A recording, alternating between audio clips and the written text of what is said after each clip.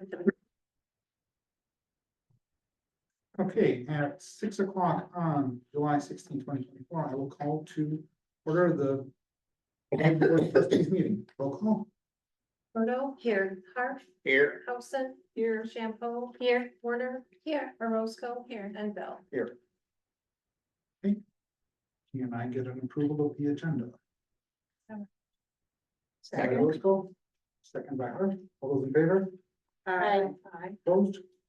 Motion carries. Approval of the agenda minutes from July 18th, regular board meeting, and July 5th, special board meeting. Any additions, subtractions, deletions? So moved. Motion by Austin, second by Roscoe. All those in favor? Aye. Opposed? Okay, comments, correspondence, concerns from the public. Public comments is limited to 3 non-transferable minutes. There's one party out there that has talked to me at a time. I'll give it a little bit more time. Is there anybody out in the public that would like to speak?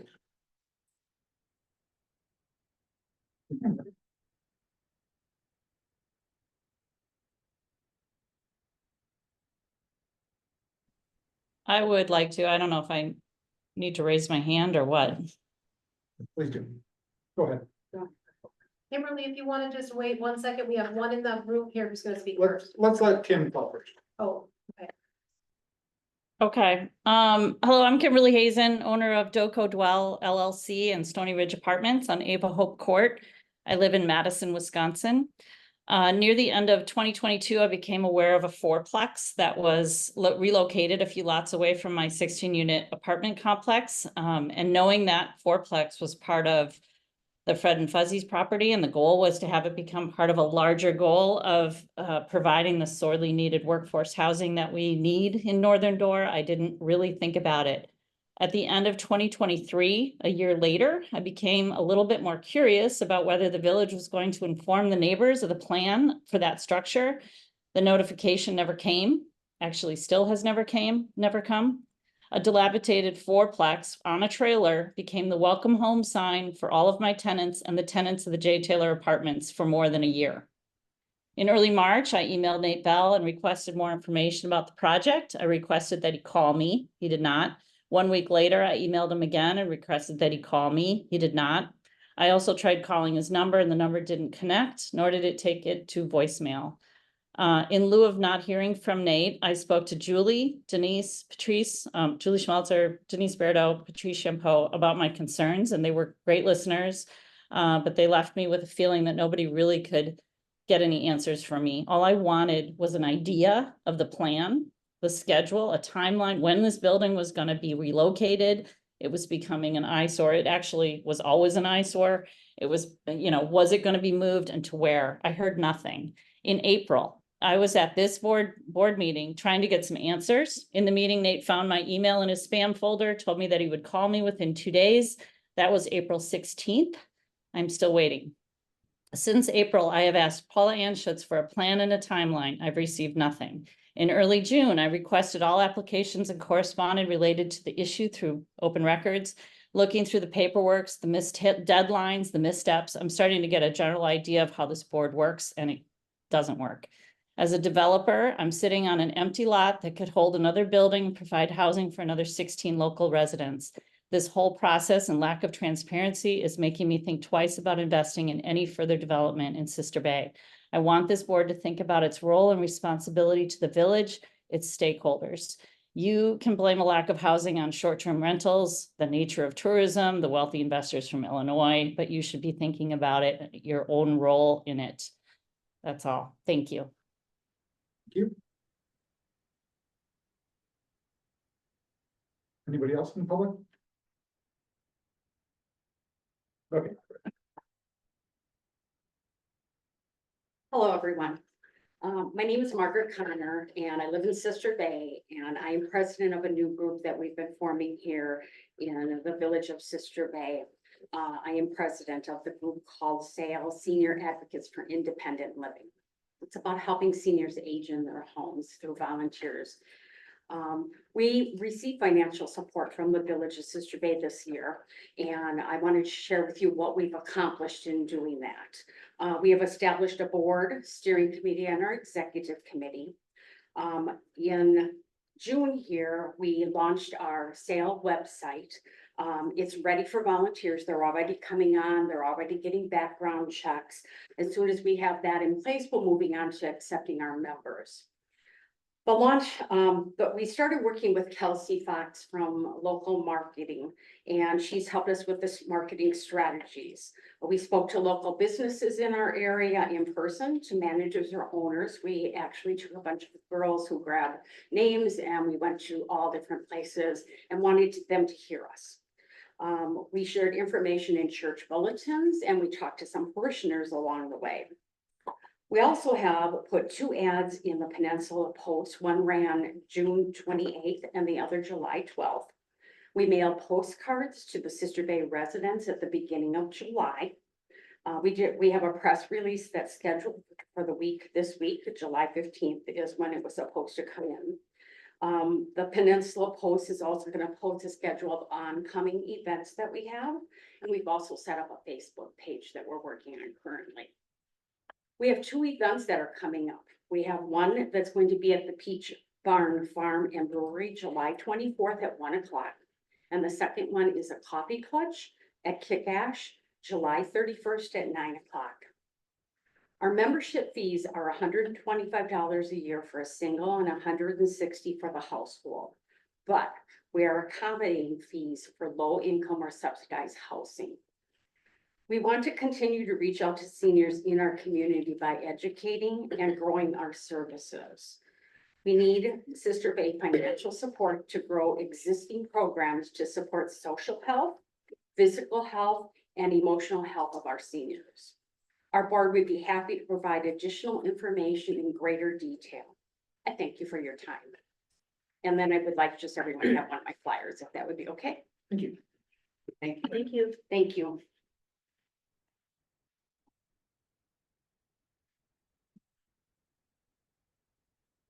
Is there anybody else in the public like to speak? Okay, on to item 6A. Ordinance 2024-18, moratorium B3 implementation. So And, this went through plan commission. You do have it in front of you, available if there's any questions.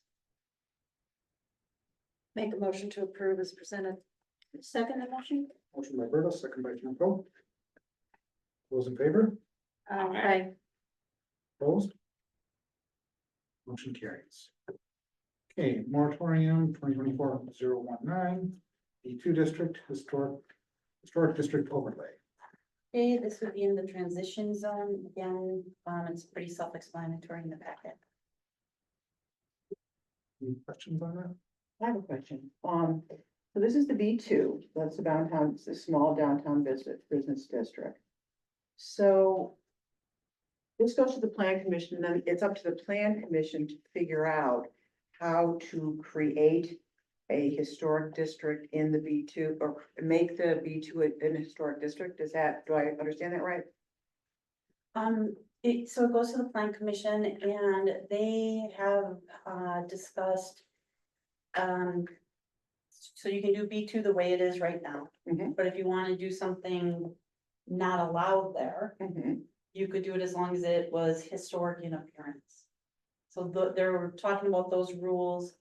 Should they do that? Should they not? How would that be formed, et cetera? But yes, that'd be in front of the plan commission. And then whatever they come up with, they would have a public hearing on it and make a recommendation to the board.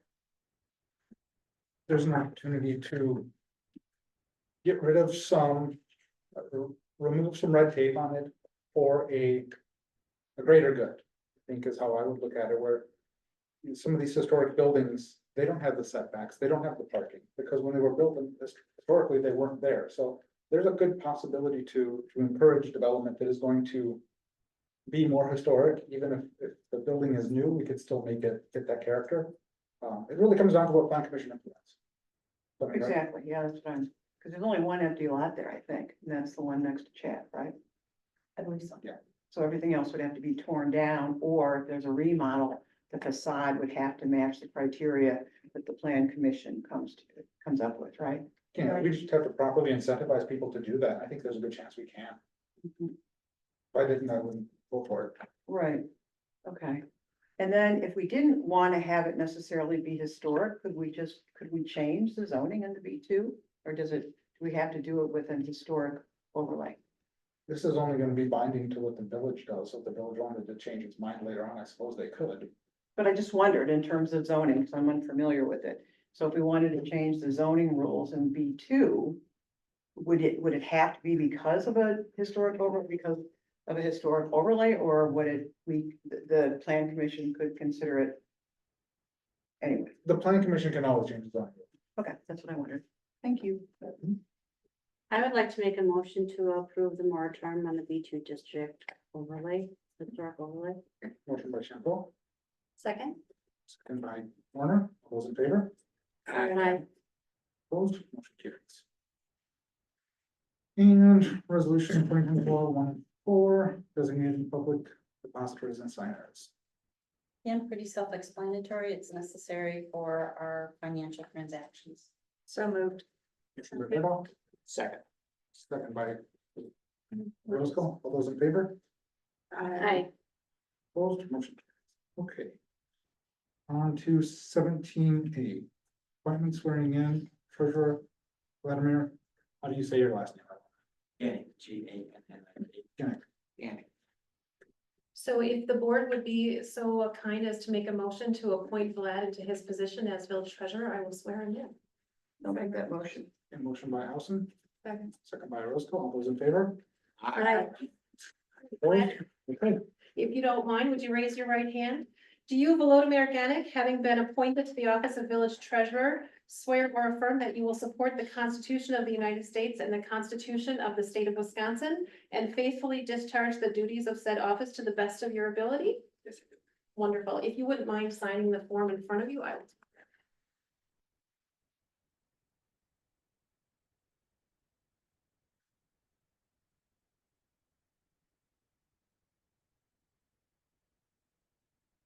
okay. 7B, audit of 2023 financial statements. Okay, the draft was presented to the finance committee, and there were no issues or concerns. So it is in final format and the link to it is in your packet. So if there are any questions, we'll try and have it. There are hard copies of that document at the office for anyone who wants their own copy to keep and treasure.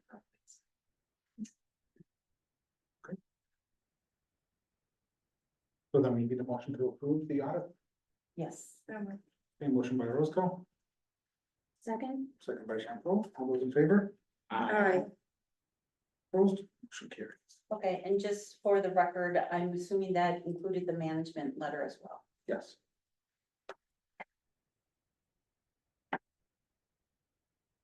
Okay, development agreement for the Northern Dorp Children's Center. Okay, this has been reviewed by the plan commission at, I believe, 2 different meetings.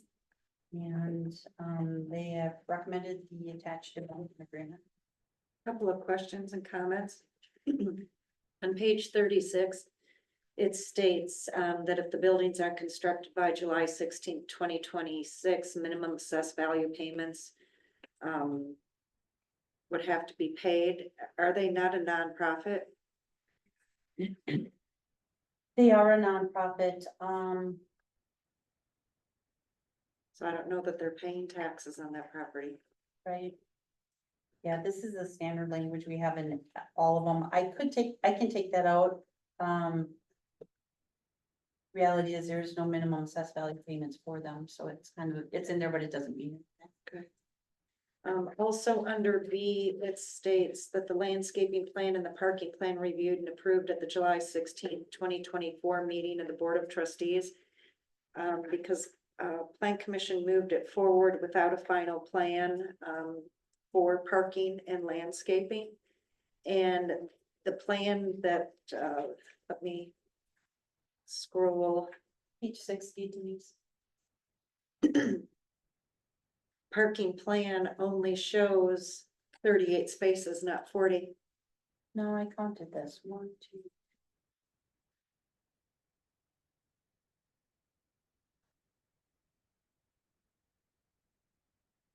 There's 18 on one side and 20 on the other. You counting the 2 handicap stalls? It's 40, Denise. Oh, the handicap. Oh, Yeah, I'm so sorry. yeah, because on page 60, which is Forgive the- me. Yep. Do we have anybody from the daycare with us? I'm not sure if Cole is on there. I don't see that name.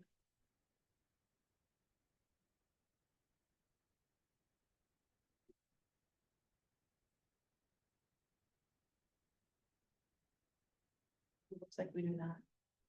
And I didn't understand what page 62 was. 62 is the drainage plan. Just I know okay, it's because great. it's showing a really old parking plan with only 22 spaces and whatever, Yeah. so drainage only. Yep, it's grading, utility and erosion control. Okay. All right, those are my questions. I had a quick question. What is the, there's gonna be 40 spaces. What do they have now? 38, I think, if I remember right. You're only getting 2 more spaces? Yeah, they had more than they needed. Right. So, and then they're adding the 2 more, so. Oh, okay. Because my question was, with 2 more spaces and additional space, my other question was, will they be accepting more children? We did those calculations to figure out if at capacity, how many new teachers, how many children, and what the parking requirement would be, and it was 40 spaces. I gotcha. So, which is great, but the purpose of this is to create more space for the kids. And then, but it will accommodate more children, is that right? Yes, it could. At this time, no, but in the future, if they need the space that's there to expand and add more teachers, children. Okay, because seems like they're always looking for staff, which is Yeah. sort of what happens, but the point of what I'm trying to say is that that creates more traffic on Country Lane, which doesn't have a sidewalk still. So I think it's something that the board and I know that there's no money, but that the board and the plan commission should consider.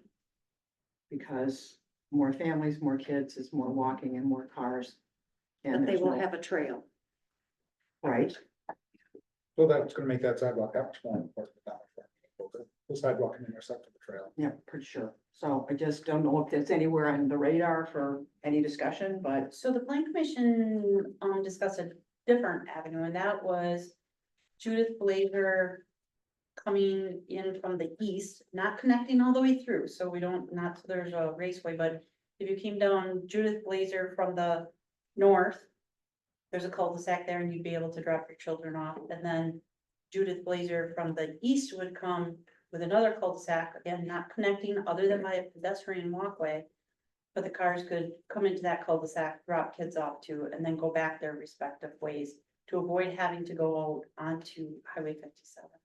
so I'm looking at the map and the kids would be dropped off at the cul-de-sac at the end of Judith Blazer Drive, which is on the north side of the building. They No, could. south, They could, right now, South there's side. yeah, they could, right now they'd be dropped off in the park. on the left side, right? So the others, which means they have to drive in and then, I get that. And then, so the 2 other spaces that would be created would be on the east side. No, the 2 spaces are in the parking lot. The parking lot's redesigned, so right now it's angled 38 spaces. They restripe it, so they're right angle, and then yeah, extra 2 are in there, shown on, as shown on page 60. Mhm. I don't see a lot of parents dropping their kids off in the roundabout unless they change maybe for Camp Cool, but No, we have to drop them off. most parents walk in with their children. So most parents park and walk in. I don't. Right. No, they were saying in the future, because we talked about as part of the road planning, should Judith Blazer go through? And they talked about the pros and cons of it, and if it remains cul-de-sac, how that could be beneficial to dropping children off in the future. I just don't know how many of that age children are going to be dropped off versus walked in by their parents and using a parking spot. I don't think they're allowed to be just dropped off.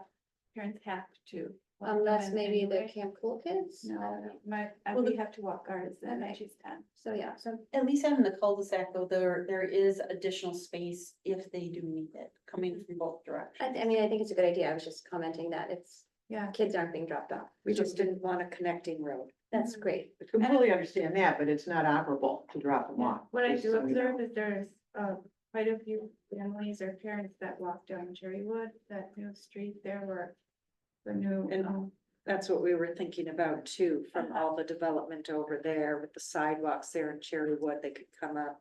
Yeah. That yeah, way. Cherrywood is being used a lot. I see them every morning walking their Yeah. children to the daycare. Okay.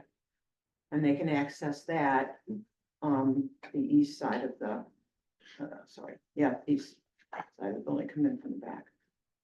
Yeah, be some impermeable barrier of some sort. that- Yeah, And that's honestly, what's going through. because there's not like a strict drop off or pickup time. It's not like the parking lot is ever full to its capacity.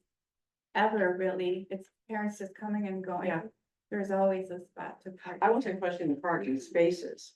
I was not questioning, but wondering, like, if it doesn't beg another conversation about sidewalks on Country Lane, even Yeah. though we're giving them access via trails and things Mhm. from Cherrywood or other, that's all. Yeah. It should stay on our radar, that's all. Yeah. Louis, with some of those properties along Country Lane had to give easements for a future sidewalk Yeah. someday. I think So so. we are slowly Yeah. acquiring the easements we need to put that sidewalk. Did the in. food truck? He had to, right? He had to. Yeah. And we've got Who one else? connect the condos. The condos should have one, Yeah. yep. Okay. I'm sorry, you're referencing Country Walk Drive, right? Yeah. Country Lane, okay. Yeah, Not Country I was- Lane, I was that's sorry. Country Lane, I beg your pardon. No, it's Country Walk Drive right by the, by the Chuck. Yeah. Okay, so we have two properties that have given us easements for sidewalks. there might be more out there, those are the two. Okay. But We that don't would get get, easements from others. yeah, that would get them at least to Country Walk. Then you can get, you Uh-huh. don't have to go around that corner. That's one of the- Yeah. Unfortunately, plan commission did not decide to. And when they redid the parking lot at the pig. There were no sidewalks. Put sidewalks in there. Okay, that was my question. Okay. Further discussion? Motion would be in order then. So much to approve the development agreement. Motion by Roscoe, Second? second by Warner. All those in favor? I, Opposed? Motion carries. Okay, development agreement for Andrew and Tina Trisidia.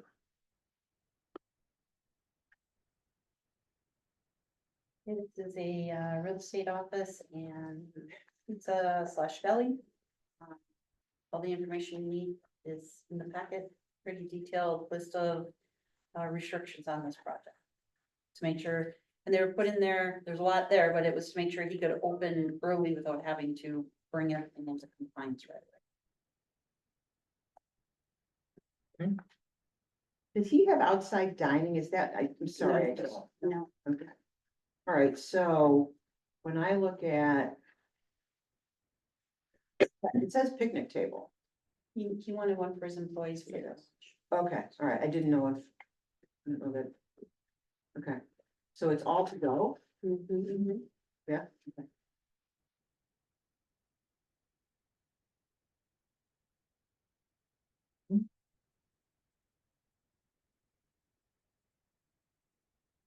I'll make a motion that we approve the development agreement for Andrew and Tina Trisidia. Motion by Bell. Second. Second by Harold. All those in favor? I, Opposed? Okay, development agreement for Chad Ruffers. Okay, this is for our first barn dominium. It's out off of Country Lane. This had to come to us because it's not part of the development. The rules say if it's not part of a subdivision, That's it. it would go to planning commission. I didn't quite understand the word burn nor dominion. What exactly is that idea here? So barn dominium is a home that looks like a barn or storage shed, but it's a home. It's a very trendy thing right now. They're usually darker colors, a lot of blacks. Yeah. So this is just Lot a of single garage family doors. home. Yeah, the Okay. plans are in there. Yeah, that's what I thought. I just wanted to make sure I wasn't missing something based on the name. So it's a single family home, but the main use is gonna be the barn, right? So there's usually a lot of garage stalls or a lot of workshop space, but it has the home inside of it. Yeah, we don't have any here in Sister Bay this week, like I said, the first. There's a couple north of Ellison Bay, right along 42. Yeah. One on the east side and one on the west side. There's that one development to make harbor, like short-term rental. that we make. Oh, kind of similar style, yeah. The village has a multi-use trail easement here? We got that from Garrett. Okay. So is Garrett's property west of this or east? He bought one of Garrett's 3 lots. Ah, okay. Cause what Garrett, the road he's put in, you can't really see. Or I don't know if he's gonna build anything that you're gonna see right at Country Lane, right? Okay, so that's why, all right.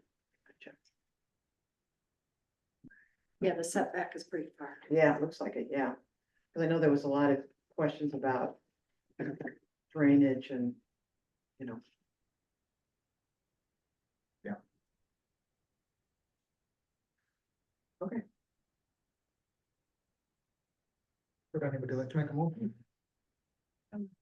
Motion by Roscoe, Second, second by Allison, all those in favor? Aye. Opposed? Motion carries. Okay, liquor license renewal for Nicolori's Culinaria. Heidi? So this is a request from Culinaria to renew their Class B beer and Class C wine license for the property at 2602 South Bay Shore Drive.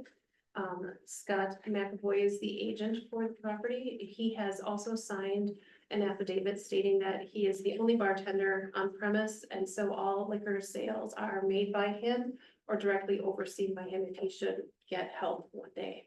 But he, right now, they're only serving alcohol on Friday nights when he does his paella, so he is the bartender.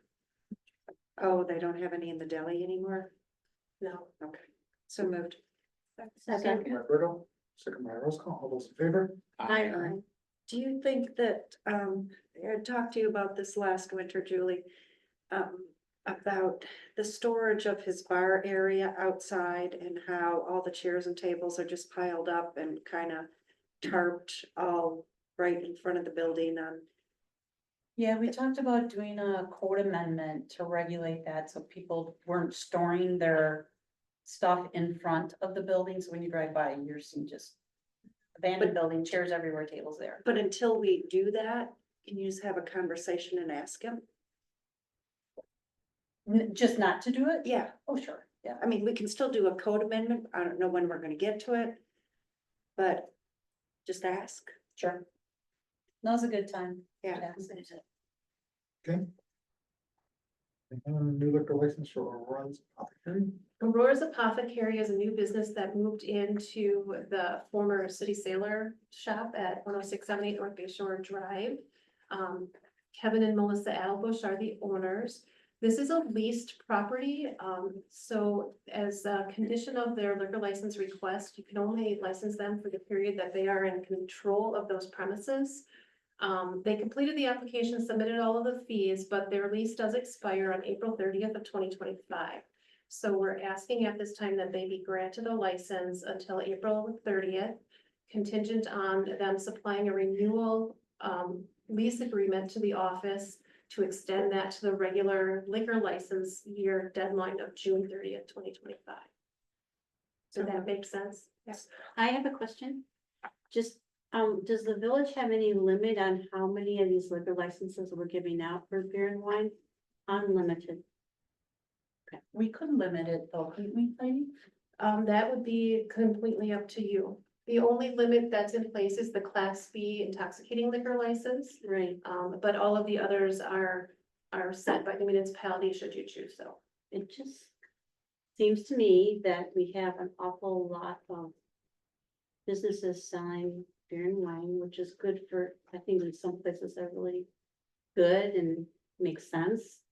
But some don't make a lot of sense to me. This one doesn't make a lot of sense to me. This one is not beer and wine. This one is a Class A liquor license. So I'm sorry, I didn't make that clear. So this is for Just one. intoxicating liquors for sale off premise, take it home and consume it. They sell mead. I don't even know what that is, but So it's a,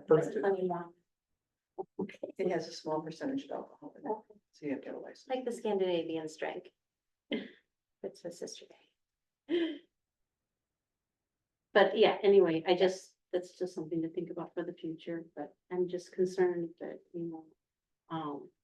every other gift shop that pops up is gonna wanna sell beer and wine, and we're gonna give them a license. And for a small village. Yeah, I mean, it's available everywhere. I It mean, is, but to be honest, people don't necessarily go to these places looking for liquor anyway. They're gonna go to the bars that have more options. Well, this is packaged. And this is, yeah, it's this not is on premise. retail, They're right? taking all- Yeah, so take it away. they don't drink Right, there, this they isn't can a take a bar. bottle home or whatever. they Right. buy. Yeah. And that's one kind.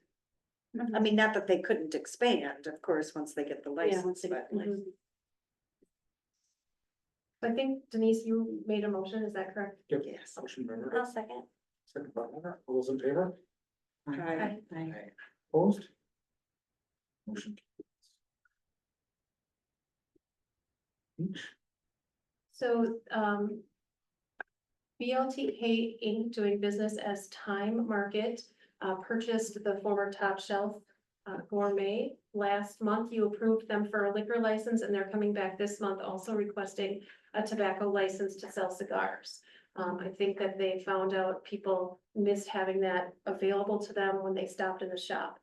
So an application has been submitted by Carl Bradley, who's seeking appointment as the agent for that license.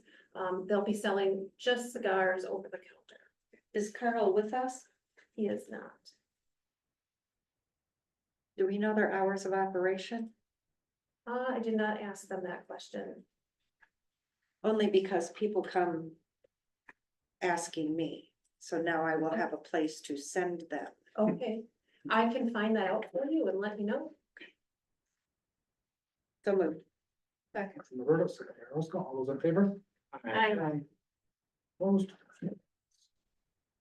Hey, liquor license. So last month, you looked at renewing liquor licenses for the village, and a question had come up on those businesses who have only their agent as their licensed operator. I put together a report for you in the packet that listed since that meeting, those businesses that have signed an affidavit stating that, they are the person, the agent is the person responsible for all liquor sales or overseeing all sales. And those who have submitted additional operators applications. Did we find out from the Churchill? Did they say that they are not self-service anymore? I didn't ask. That was part of my motion. I will certainly have to follow up with Mike because it slipped my mind, honestly. He came in with his application for his wife and didn't even come up. Because if it is still self-service, we cannot issue that license. And he was told that two years I ago. know, but he either has to sign the affidavit and say that it's not self-service. And if he gets caught being self-service, it's revoked. Yeah, yeah, he did sign the affidavit. He brought in the application. So let me ask him that. Thank you for the update. Denise Top Shelf's old, hours, they closed at 6 o'clock every day. But they could be totally different. Yeah, well, maybe, but. You don't need to accept that. Okay, on to SBA's operating agreement.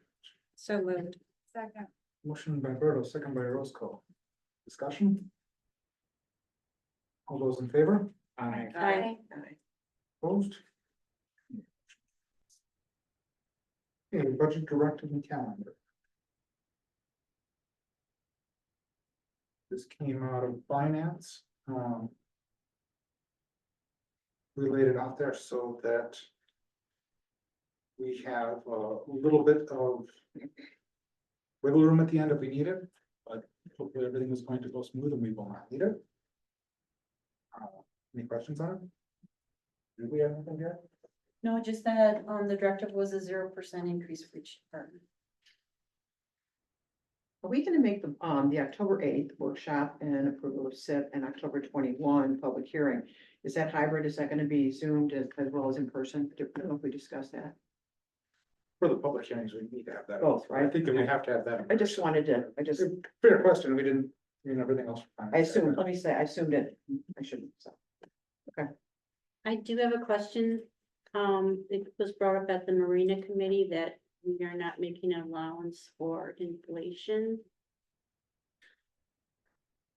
So 0% increase in the budget. What about inflation? Marina is an enterprise fund, and you can do whatever you want because it's not using taxpayer. That's great, Nothing's being levied. but still, even just for the village, we have to deal with inflation. We spent- Still at zero. Still, we Still zero. said zero. We spent a lot of money last year. We Yeah.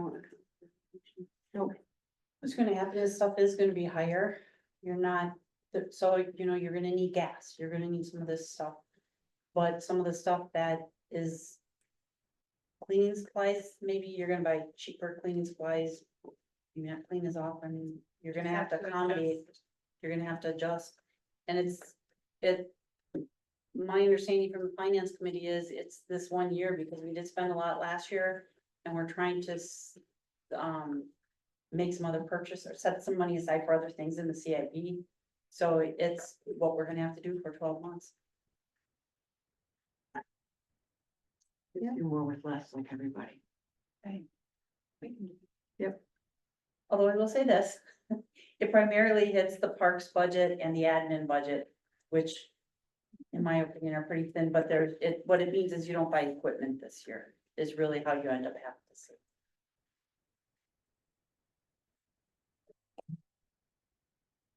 Need to approve that. No, this was just to make sure everybody has it on their calendar, no reasons to come back later and say, I'm out of town or I'm not aware of it. And to make sure everybody is aware, including the public, as it says here, public are encouraged to follow the budget process. So we don't want it to be at the end where people start questioning what's in these budgets and there's a lot of debate and we spend hours discussing this. The process is out there, we can all follow it, we can all read the minutes and know exactly what's going on. So if there is something that sparks our interest, we can talk about it at those meetings. Well, and Versus- also it's already been to almost every committee meeting too. The preliminary one. At least yeah. once, yeah. All right. So it's, just so there's no surprises. I guess just make sure everybody's doing their homework, they're aware of the meetings and everything. Do we have August 6th set for 5 o'clock? Yes. And here it says 5:30, so. You know what, because this was made before we changed the time, so that's a good point, Nate.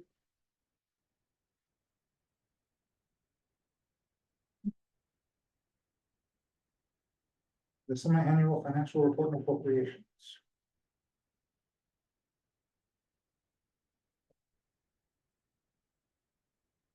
Would you know, put this together, this is required to be, want to know where we're at halfway through the year? So, if there's any questions, we can try and answer them.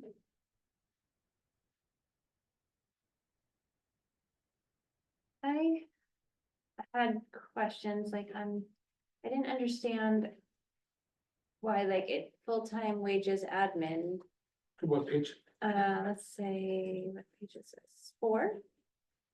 So that And would this be was with a lot of 161. the wages, I guess I just need some clarification. So the top of 4, the general fund.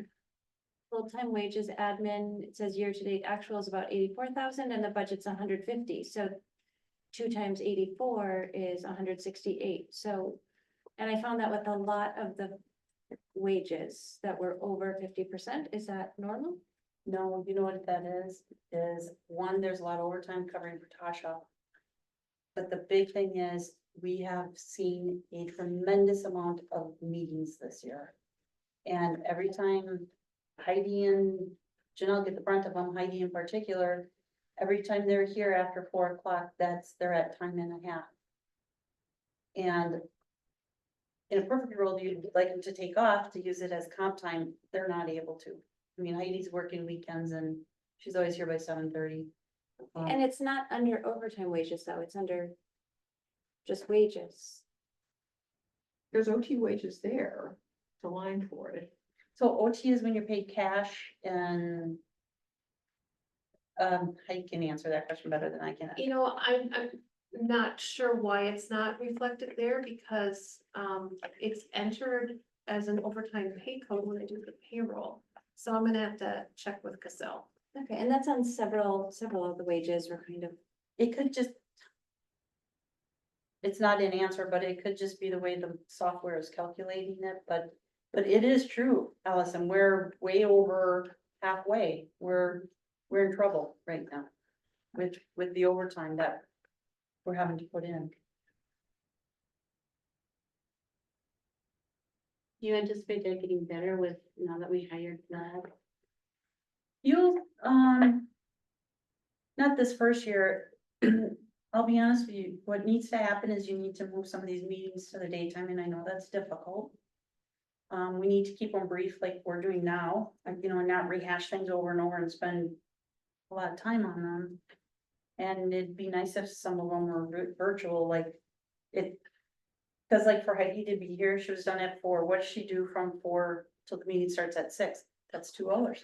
Whereas if she could do it from home, she can go home, get some work done, tune in at 5:45 and be done versus having to work those extra 2 hours in between.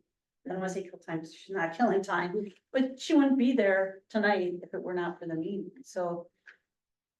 Moving the meetings up saves us money. I mean, there's a lot of things, and we've talked about this before, maybe consolidating some of the committees, maybe some of the committees meet every other. The problem is there's just too much on There is everybody's too much. agenda. There is, and it's hard because we have a young board, we all work. My trustees and the majority work, so you can't meet until they're done with work, can't expect people to take off all the time.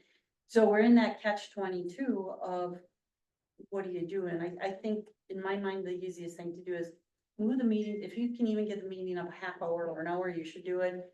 Try and keep them brief. Do the homework ahead of time so we're not spending time rehashing things that. Would you rather have 2 meetings during the day that are 1 hour? I mean, is that better than having one longer meeting? I mean, this has come up with personnel, like they say, okay, well, we can do it 2 o'clock, but I can only do 1 hour. Is that better if we have 2 of those meetings, is that counterproductive, or is that still You better? mean like that committee would meet twice a month? Yeah. No, because there's two agendas that have to be written, 2 sets of minutes that have to be typed, there's 2 meeting packets that have to be put out there that has to be posted, so. Do it at once, get it over and done with, it is a little more efficient, but it does take more time than the meeting time.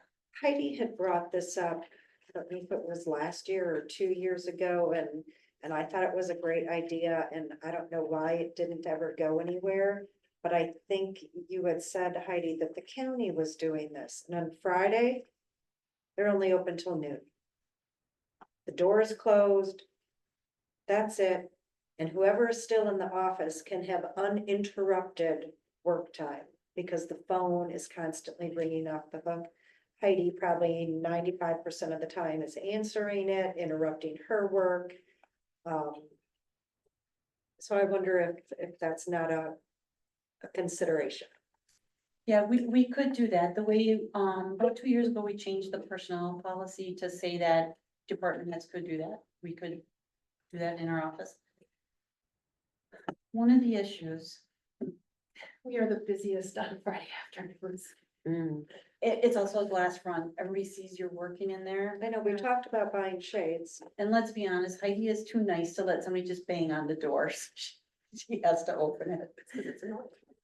Uh, I get up and answer it to stop. But if you have shades, I just turn away when people are trying to get in half hour before we open. Yeah, it's something we can think about. I mean, I mean, hopefully in 2 years, we're not having this conversation because we're in a new building. Well, I mean, I think it's fair to let the residents know when we're available. That's what we're there for. Yeah. Whether it's Heidi or whether it's whomever it is. So, rather than, try to avoid them, then give them the hours that were available for, whatever is needed, and those are the hours, post them in the office, and that's fair. Yeah, definitely, we would do that if course.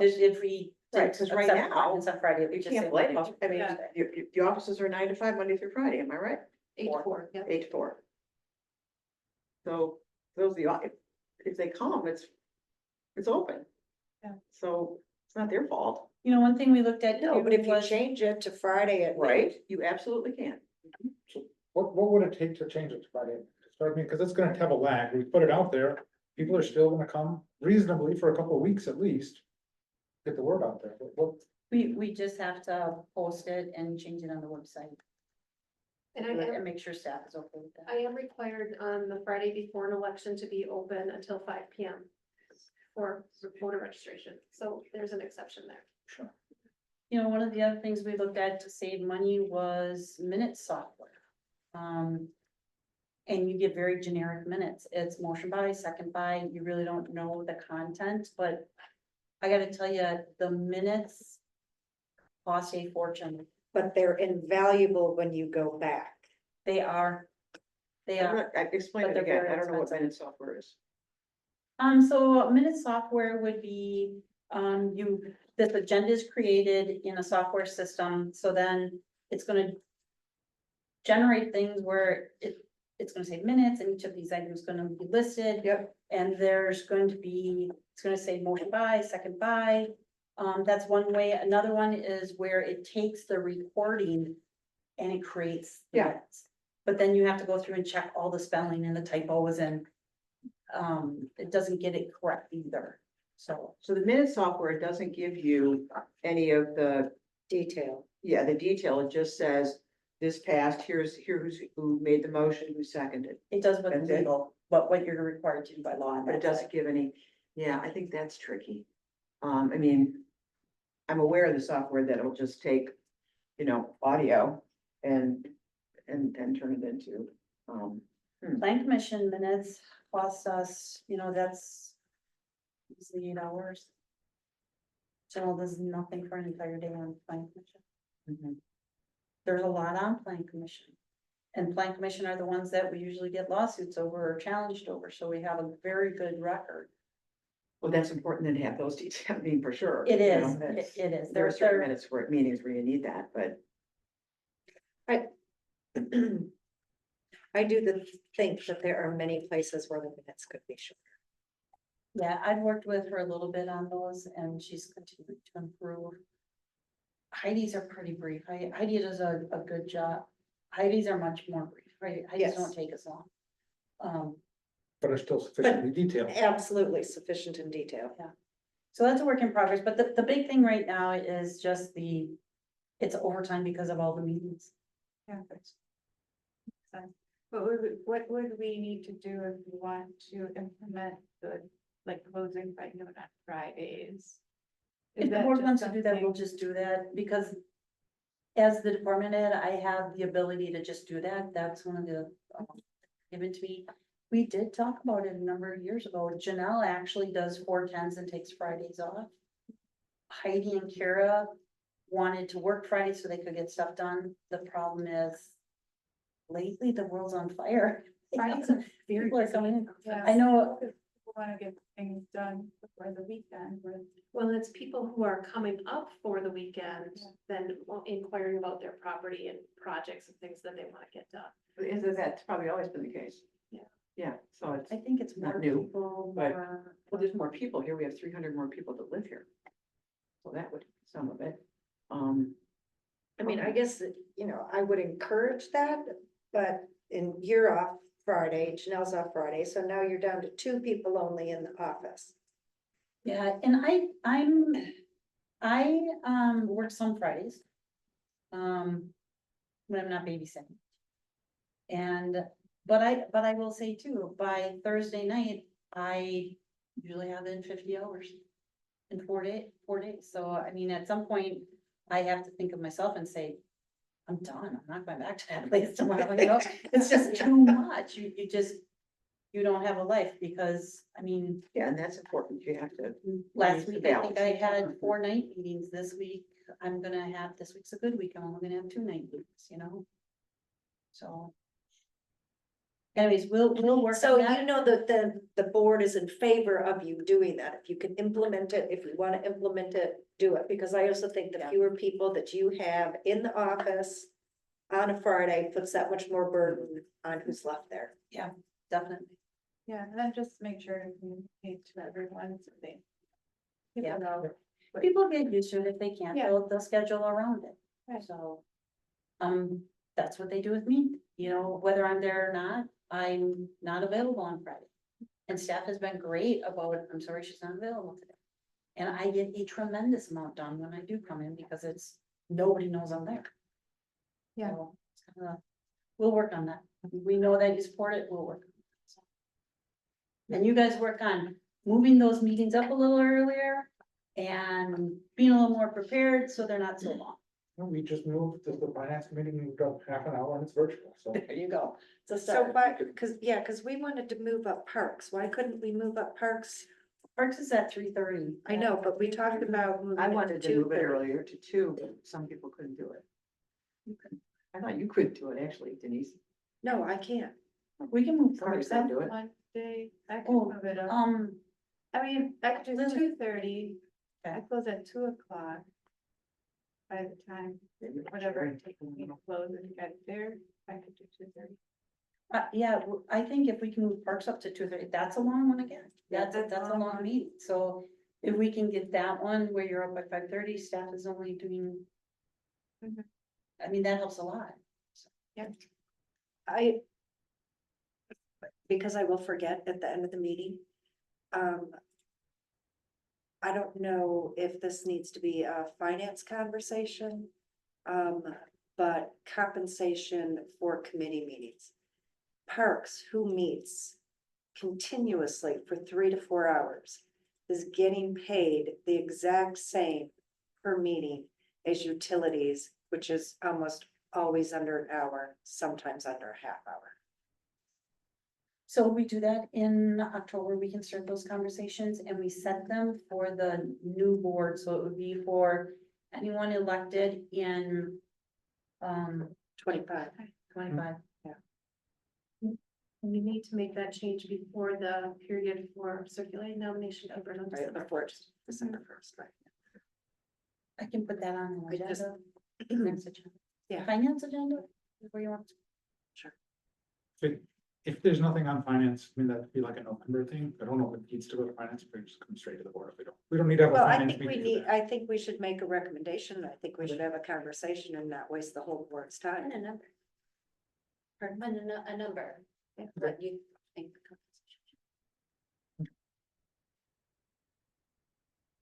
So getting back to what, this other financial paper. Oh, we got way off there, didn't we? I had another question on page 14. Other culture, what is that? Miscellaneous other culture? So, $19,000.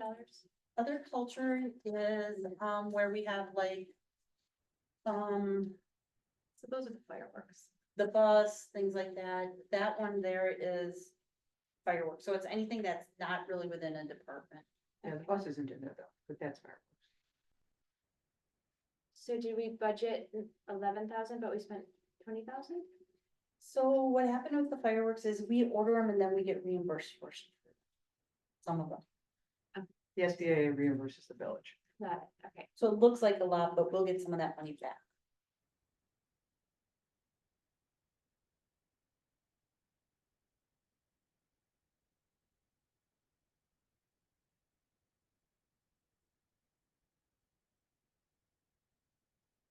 More questions? I have a question. Law enforcement, $960. You could just explain that. Those are the reserves that come up here and do patrols on the nights and weekends. We get We have a reserved calendar. They come in periodically when they're available. And so we pay for that. My other question was on page 21 on revenues. It looked like our water sales revenues were much lower than the budgeted amount. I believe you're referring to the sampling that occurs, and that's because Ethan does sampling now too. The what? Water sampling. No, it says metered water sales, village metered water sales, commercial metered water sales, Oh. residential, and all of those are less than half the budgeted amount has been collected. Probably because we're just coming into the bulk of the season right now with all the, Oh, where we Well, collect. she's collecting Yes. second quarter payments right now. Yeah. It's not in this report. Oh, so that's not Yeah. supposed to be half. Got it. Those are all my questions. Anything else, Tracy? No, I'm good. Okay, so we would need a motion to accept that. By Housing, Second? second by Warner, those in favor? Hi. Opposed? Motion carries. Okay, committee appointments, got a couple today. Aaron Peddle, saying that right, for holiday lighting.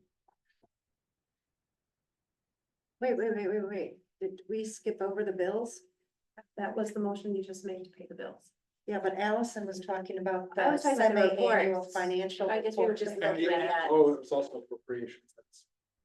I thought we were doing both. Okay, sorry. Are you okay with that motion, Allison?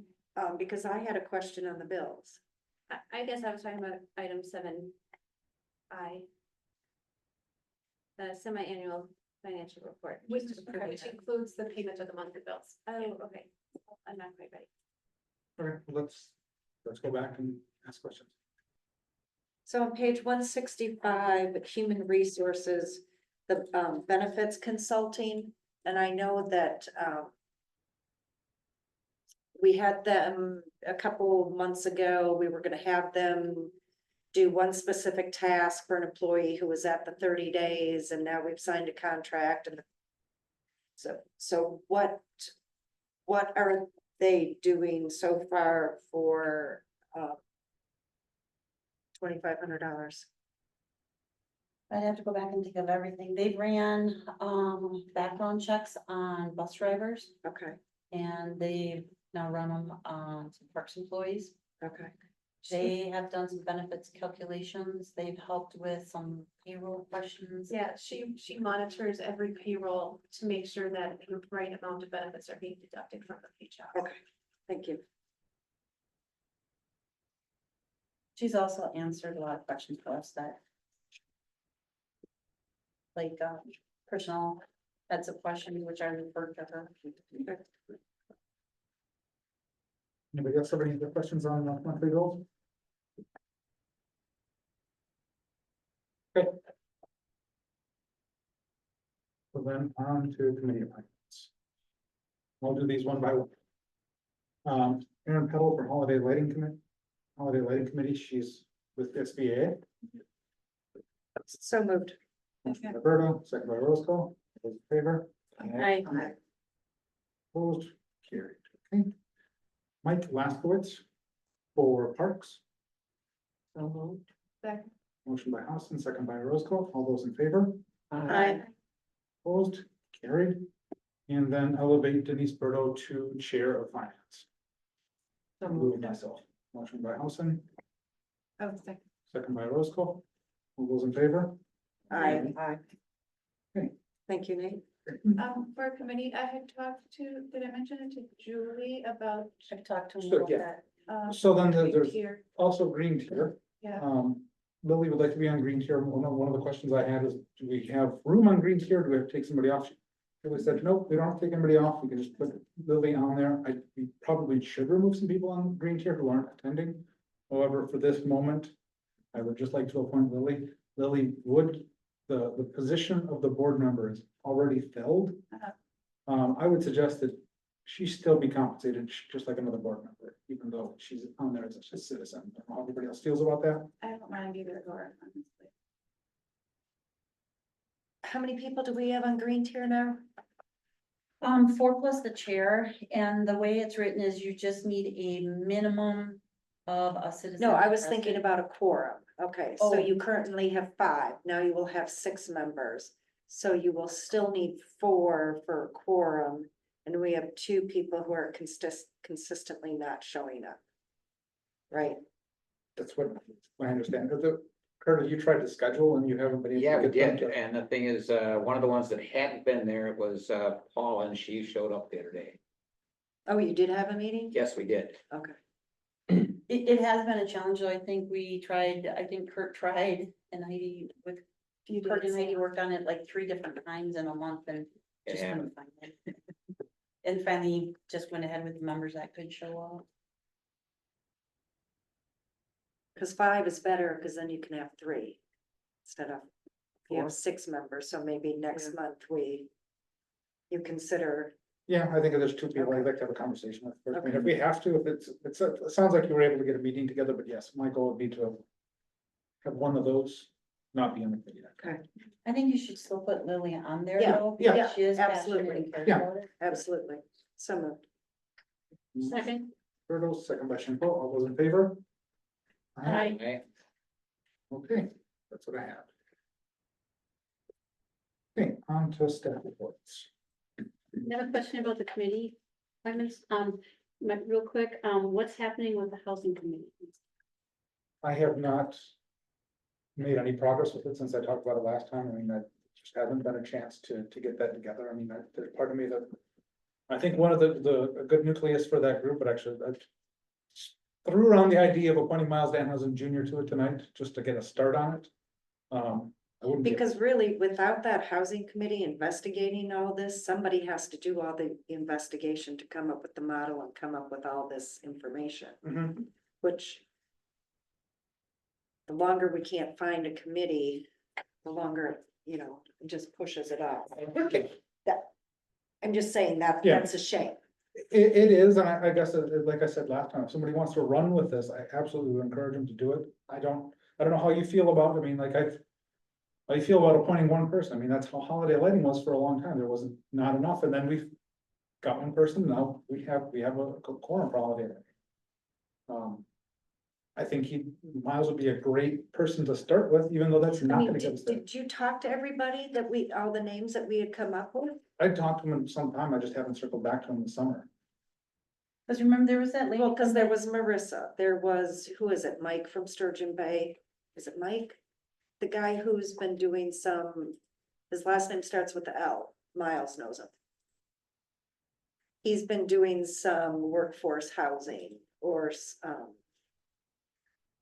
There's also the woman from the yacht club who was a mortgage broker whose husband has helped build low income housing that was willing. and there was the guy from Fitzgerald, that was designing the marina building, and he volunteered and lives up in Ellison Bay. And did I say Marissa Downs? You did, yeah. Okay, Well, Bruce would certainly be good. I don't know, you should talk to Miles again to see if he's gonna have the time. I understand. I mean, and some of this, I mean, like Marissa was not interested when. okay, And that's where I came back saying, like, there are people that might contribute, but wouldn't want to be members of the committee that's gonna consistently meet, and that's where Right. I think you almost end up something closer to the core group of people that we can get to show up, and then we bring those outsiders in. It's still, okay, Lauren works for Marissa, is she a possibility? Lauren went ahead and. Okay. Just because she's very familiar with, Yeah, no, she deals with, and Mariah Good, I can't imagine that she wouldn't. Or maybe we tap her for specific things. Okay, Maybe it's something we can visit next month. I guess if you have a specific list of folks, if you email me. I've given you all my names.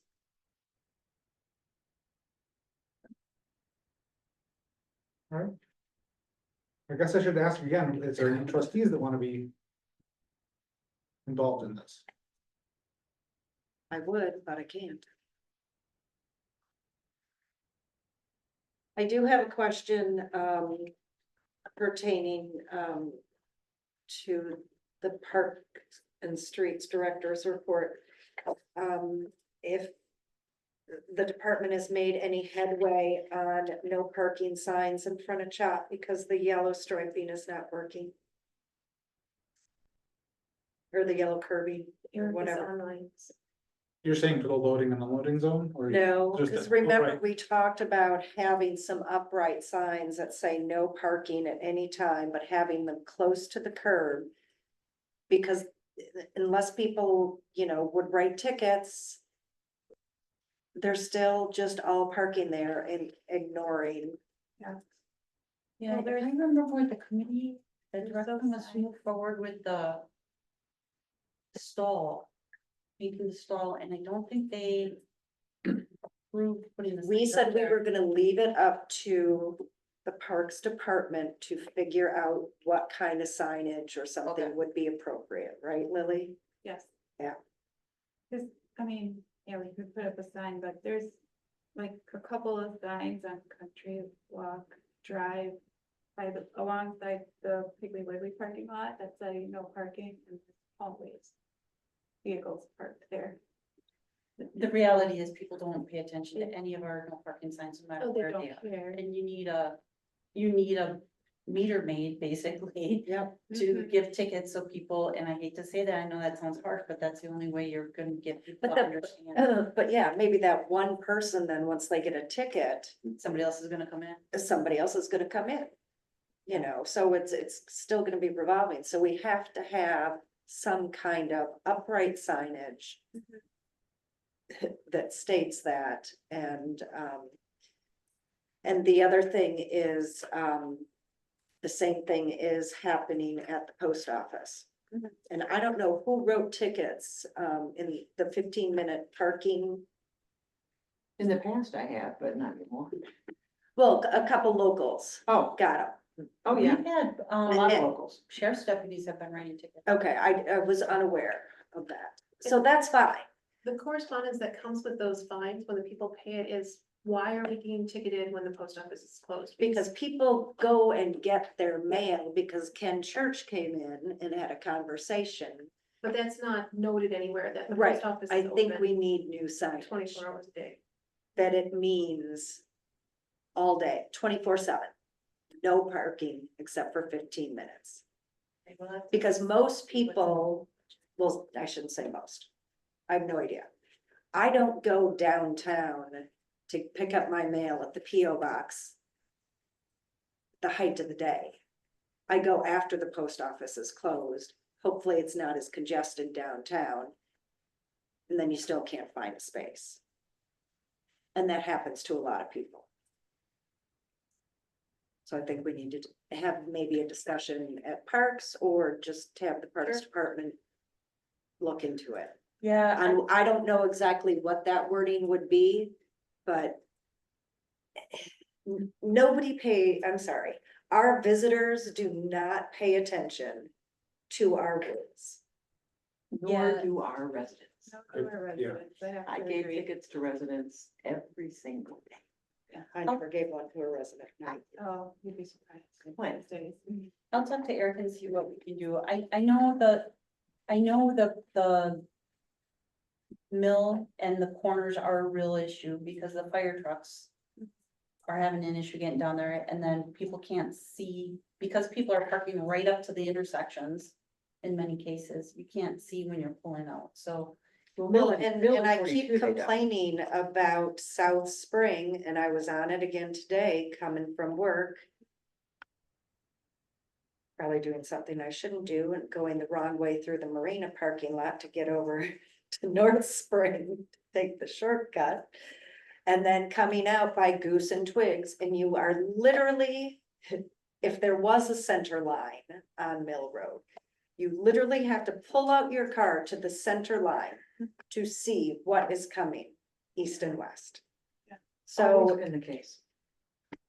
I know, that means we have to get rid of parking spaces. It is deadly that you have to pull out that far. It was that case when I pulled out of work, when I worked at the SBAA for 8 years.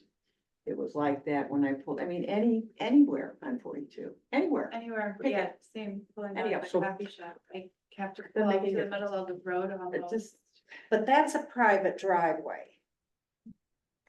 still. I know, but the DOT Trucks are big, has, SUVs are big. You know, when you have it, you can't see. I know, so let's do something about it, Louise, is what I'm saying. Well, you're taking parking spots off of 42 She's talking about Mill Road. Mill Road. or So- Mill Road, either so- way. Which we were There's- questioning. There's no because the fire parking trucks spots, there are too. no parking spots close to Mill Road on the east or west side. There are none. You're talking about the Can't corner. park close to 42 on Mill Road. She's talking about Spring and Mill Road. Okay.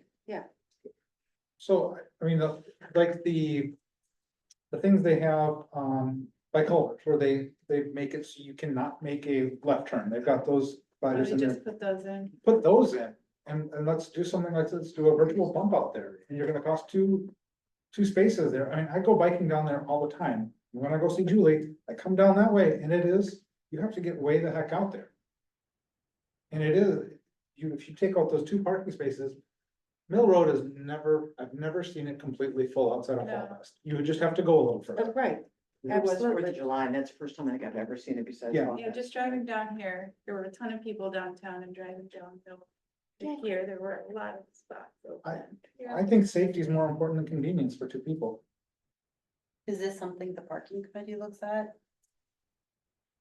We could, Or the I mean, committee? I think that we have consensus. from- I think, well, if the board has consensus, I think it's something that Parks looks at and maybe I think we all need to get in a vehicle all together and drive all the intersections and see which ones we think we need to address. Please, Because when we were talking about at finance, and Eric was talking about how he had to rent the thing to get the paint off the curb and it's expensive because we don't own one and everything else like that. I think we need to do everything in a one fell swoop, so I think maybe it should start with parks. We decide, oh my God, this one's really bad too. Do we need to get rid of 2 parking spaces? Is it just one? How do we address these intersections? and also, when you're going there, don't get out of the vehicle. See what it's like for the pedestrians too, because the roads are not just for vehicles. Well, I was going to say, if you're looking, please look at the crosswalks too, because some of those you have to like really look, like, is somebody behind that car? As you're driving. Oh, yeah, the crosswalks are pretty red right downtown. Yeah, like Vale Johnson. that one. Right, because people just dart out. They do. And if there's a car there, you don't see them. Right. I mean, there's also the DOT minimums for that, which I thought we were following for how many feet from the face of the curb back before you can have your first parking space. And if that's their minimum, it's lousy because it's not safe. Yeah. Cause I was told it was 15 feet, not enough. Yeah, I agree. Okay. On that.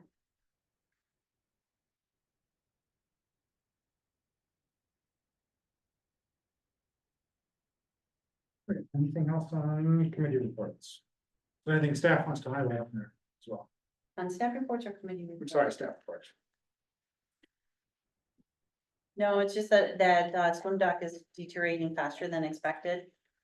So, that's gonna have to get repaired pretty quick here. I'm sorry, what is? The swim dock. Swim dock, that wall. Yeah, that's bad. Skylar from Stantec went scuba diving out there and actually it has fallen, so, it's a hazard. And Can we put?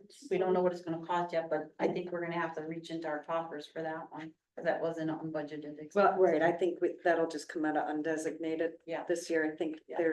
there will be plenty of money to. Yeah. Deal with that. Nate, can we put up some signage or rope or tape or something to warn people that that might be dangerous for the swimmers? I don't think it's actually inside, I think it's on the other It's on side. On the other other side? side? Yeah, Yeah. where you're not supposed to be swimming. Yeah, Right. 'Cause I know they swim there too. I know Eric's been looking at it like every day, he's checking it, how bad is this bit, and so. Yeah, I'll talk to him, and if he thinks that it needs phones or something, I'm sure if he thinks he does need to have them. I'll okay, have it, but okay, just. He's to be watching it, cautious. he's watching. And right now, he's just waiting for the bid and to get on schedule.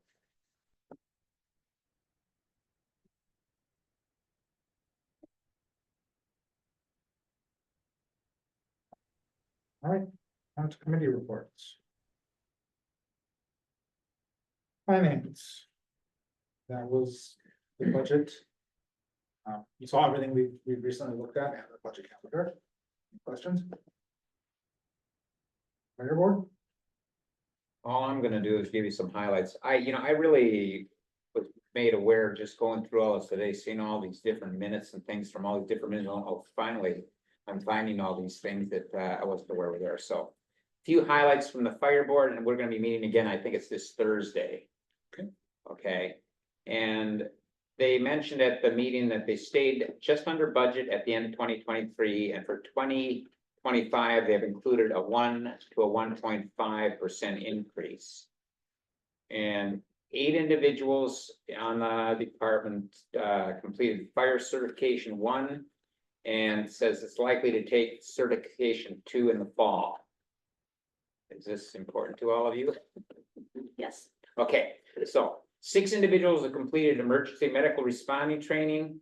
And they mentioned that the Marina Fest is now organized by SBAA.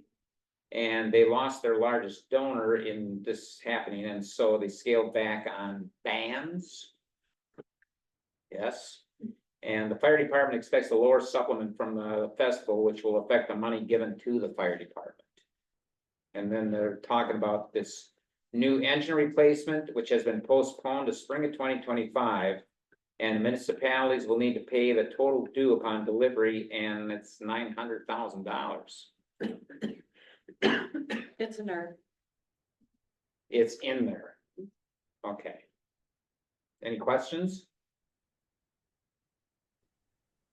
This is Ellie. Can I make a comment on that Marina Fest? Yes, please. Yes, so that's actually not, well, the bands have not, were not scaled back. Okay. All the bands were pretty much booked last year before SBAA actually took over the event. So we're gonna be spending probably, pretty much the exact same, as kind of prior years in terms of the bands. Now, it is true, we did lose the biggest sponsor, or the biggest sponsorship. However, I have half of that replaced already, and I'm still working on getting the other half of kind of that sponsorship to be taken care of by another sponsor. So we're still working on it. Hopefully, we'll be working with the same kind of funding as years past. But there, in terms of bands, nothing has been scaled back. Thank you. Right back at you, Kurt, for green tier. Green tier. Okay, green tier. Since this is a new thing for me, some of the things that were asked, I'll just include in this as far as the request by Denise and Louise for the recycling at the Fall Fest. But we discussed the blue zones with Cynthia Germain from Do Good DC. And we need partners in this program, such as restaurants, et cetera. The next step to be put together, a pitch for Sister Bay becoming a blue zone. This is a new zone for me, man, because I'm just thinking as far as elderly people, they want to move to a place where they have all the health things to accommodate their lifestyles to grow old in the community. Yes. Yeah. Okay. And then said the shredding and recycling event went well. And the possibility of having a truck brought in for the shredding to be done off-site was discussed to lower the cost. One of the things was brought up too is the fact that we have trucks going from town, and for recycling, we can have things here. I mentioned that when I was at a school in Bristol, Wisconsin, we'd be able to bring a truck in from a business. If we had to pick up something at a warehouse or something, we had availability for that truck, and we might be able to do that for recycling down the road too. It's just new. We haven't been together much yet. So it said the plastic bags are not accepted by Going or Piggly Wiggly for recycling, and we discussed the possibility of the Pulse doing an article on plastic bags to start the ball rolling for public awareness, so we could eventually ban them in Sister Bay. I don't know how that can be done yet. And your husband requested it. Yeah. This it is could be done. this is it was process. Yeah. So. I've always So- had a problem with plastic bags. I want to take them back and it's like, where? Yeah. So. Yeah, but like I stated, plastic bags are minuscule compared to the plastic wrap. Which they also. I talk agree about. with you. So Going said that they don't take it, but did we ask them? Can you implement a program that we can buy, that all the Northern Door communities can buy into or something? Or, I'm 'Cause I sure they know will that do they don't anything if take they it can make now. money doing it. So I mean, I like what you're saying, and it's like if we get, there's gonna have to be some kind of a funding to give them a reason to collect this stuff, and then it's like, where do they take it to, and who's gonna recycle it at site B and C later? It's just gonna be out of our hands. Green Tier did talk about that, Denise, and there's research being done on it. So they're looking into that and the baking. okay, We're doing it, and I want it to happen as well as everybody here, you know.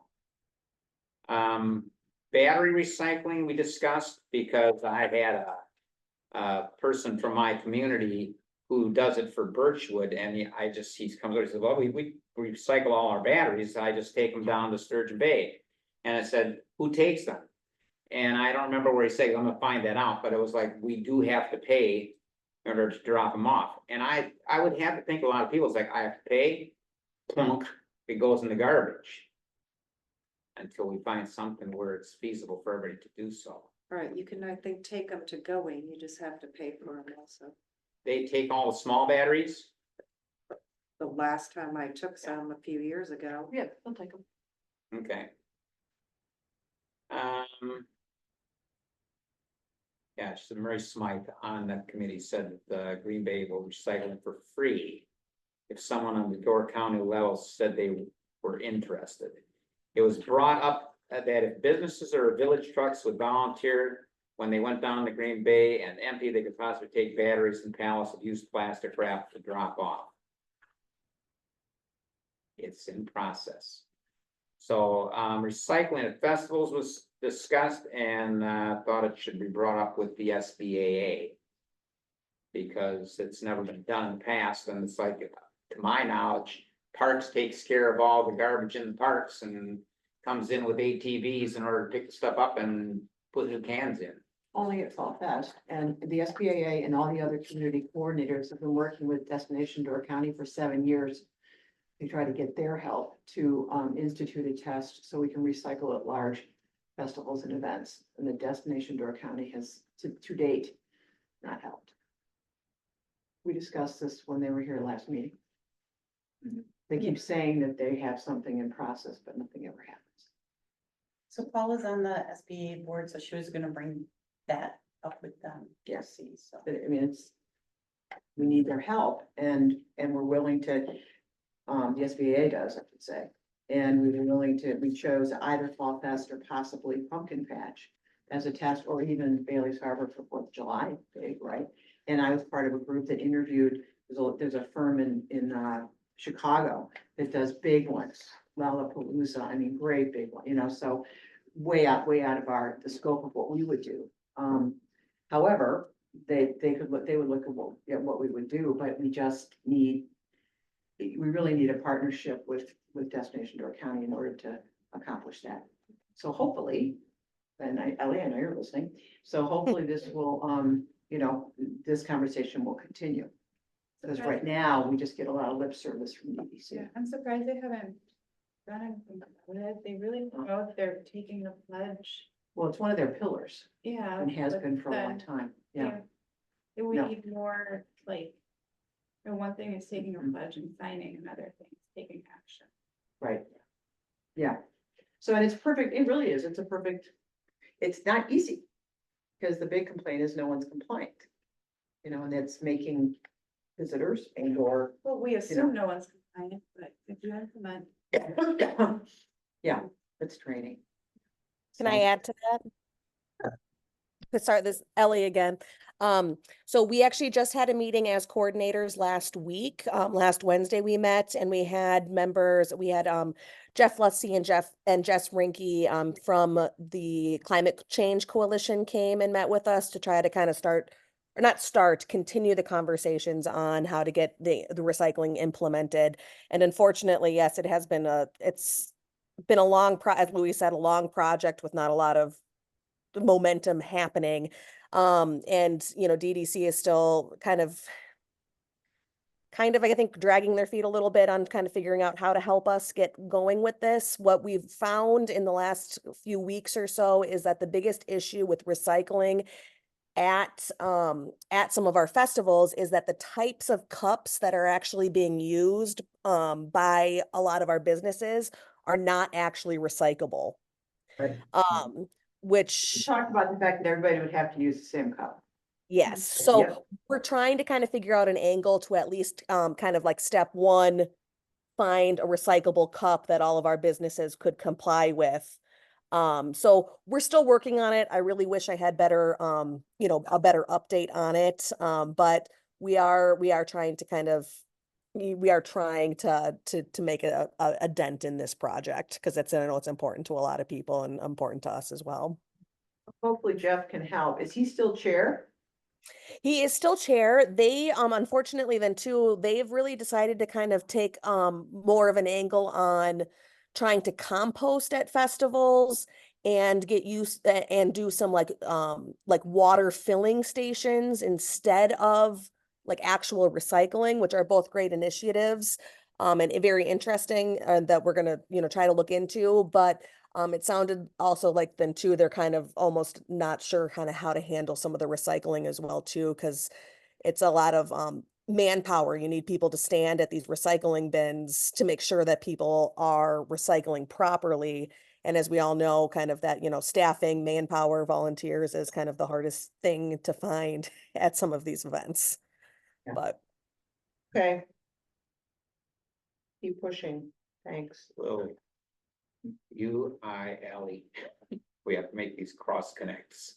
Because it's like, do this green tier, and it's like, it's a combination of these groups right now that we have to connect with.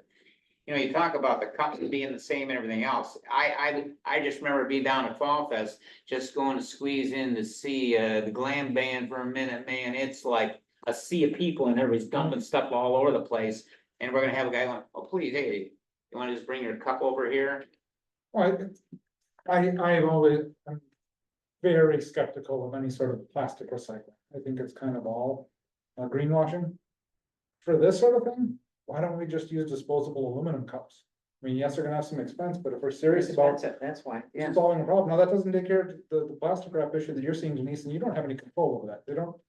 You don't get to pick how they ship that stuff. I mean, there are places that technology wise, there are a couple companies that just package with cardboard, which is amazing. Yeah. And I prefer to do that, but you don't have that choice because you have to buy what you need to buy. But as far as this event thing, instead of trying to figure out this plastic recycling for that, let's brand it and do that. I mean, I'm looking, you should be able to pay about 20 or 30 cents a cup, which isn't nothing, but It isn't nothing, and the businesses won't pay that.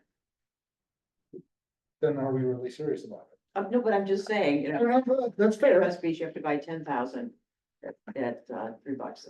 Yeah. And that's why people will continue to use plastic. Because some of their profit, man. So convenient. Yeah. Anyway, No, it's all money. Yeah, it is, and it's, and eventually there'll be one that's far less expensive, but I'm 100% would love to get, one cup for Fall Fest. It all says the same thing. And to the extent that it's branded the same way or whatever, and everybody, we bought thousands of them and stuff. It's just also compliance and. Yeah, because But there's so you many could- different materials, going back to what Nate was saying about recycling plastic, like there's a brand, I forget what it's called, but it's supposed to be a biodegradable plastic. It has to go in the trash so you can't recycle it. So like how do you communicate that with people, You don't. right? I don't know, I've went to many, many festivals in my life where you get I don't wanna call it a collector cup, but it's the cup, you paid whatever $2 for your first cup and then it's used for refills. Yeah, I mean, And that's what, I guess. right, we'll take it home. Going back That's to the what they ball, do. like Fear Ball does something like that, where you get, like a bracelet, so you can buy alcohol, and then they give you So do your we. collector cup, a collector cup, but then, I mean, if we're just thinking of doing this, maybe Fall Fest, if you can build it into your price too. There. Well, that's To a do it. conversation with the Fall Fest committee and the 27 businesses that are involved, so. But it's an idea, but you need to start talking about it, yeah. Yeah, I mean, yeah, I think that's the first step is to start talking about it, and maybe others have better ideas that can, you know. Can we drink beer out of paper? Yeah, I mean, a lot of what you're, I mean, it has to be, it has to be coded in a certain way, but. But you it's know, not the but same. Paper. I don't know, you think of a Dixie cup. it has to be coded in some way, it's not gonna be. Yeah. I think we I was thinking like a coffee company. probably talked about this, Okay. I think we need to make sure we move on, yeah. Yeah. Historic Society. Yes, the Historical Society has new board members and they are John Blossom and Dennis Lonstein. They voted on new officers and John Lajiski is taking Fred Johnson's place as president. And Roberta Champeau is the new secretary and Pat Wiesner did resign from that position. They're talking a lot about what they're gonna do with the new barn and fundraising, and Destination Dark County wants them to write more grants to get money for the new barn. So they're working hard on that as well. And, curator report, they need more, Dawson's need more training. And again, they are looking for more vendors for the farmer's market, which is an ongoing struggle for them. John Nelson reported on the Chris Kindle market and they are getting lots of vendors signing up. And there's gonna be a limited number of parking spots this year because there's a mud problem and no dogs will be allowed on the grounds this year. And, Lisa's looking for new merchandise, so all the highlights of Chris Barville. Like, The DDC, are they suggesting like the DDC grant or the DDC is helping them apply for outside? Destination Dark County encourages them to write more grants. For like applying to the To DDC? get, yeah, to Okay. get more funds. Didn't they for already the get a barn. SIP? Yeah. They already got a SIP. The chances of them getting another one. Okay. Soon is Yeah, you know, limited, they need a lot of money, so. but they could probably plan, I mean, maybe they're referring to, other you know, grants. yeah, maybe Yeah. another grant that's, I don't know. The SIP might be harder though, right away. Library Commission? Okay, library, I'm just gonna bring up a few things where Denise, at one of the last meetings was asking about a $748 route cleaning job. My thing with both this committee, with the library and with the fire commission, I'm dealing with I'm more of a liaison than I am a really big part of the group. When I'm with Chris Heck, I feel like I'm in good hands in that whole group. When I'm in, with Christina and these people from the library, I'm in very good hands and all I can do is bring forward what they're doing. And the reports that come to this office and to the board, we're all able to get into and see what they're doing. And I'm really pretty much trusting their choices on a lot of things they are doing. So the thing is, the ground cleaning, it's just part of maintenance for me. And there was an $87,000 roof repair that was questioned, and it's just, man, you gotta do these things. So they did it. Correct? I don't think anybody asked I don't for a know. roof. Denise asked about an excess funds. expense. Oh, And then- excess funds. Yeah. Yeah, Denise asked about an expense. And I think I mentioned last time that this Stacy Barkey has been hired as a facility operations manager, and he's taken over a lot of things that were hired from the outside as far as tree trimming and stuff like that. And so he's helping to save money that way. And there was talk about a 2024 CIP estimate for cement repair of $6,000, and the committee determined the repair isn't needed at this time. I think it was on steps, and it was like, they're really in not bad shape. There was something about a curb. It says the $2,800 curb repair done by the village was not a repair the library is responsible for. and that the library approved, so I guess they're saying that the village should handle that. I That think that we cost. paid it and then we were gonna ask Liberty Grove for reimbursement, am I right? No, Or the we county. paid it We were gonna ask the and county we are to going to reimburse. ask them to Yeah. include it in their budget, the Yeah. library's budget for next year to Okay. pay us. However, since then, this week we looked at the contract and the village is responsible for those items. Oh, And it was There something, you go. Clancy, that that's before me, I don't get it all at this point. They came in and did the job, and I don't think they had the okay to do so. That's, Right, we that's what we already know. Okay, good. Okay, Marina Committee? We looked at parking. So we talked about the long-term parking lot. And it is not really being used by Marina customers, being used by other village residents, other communities.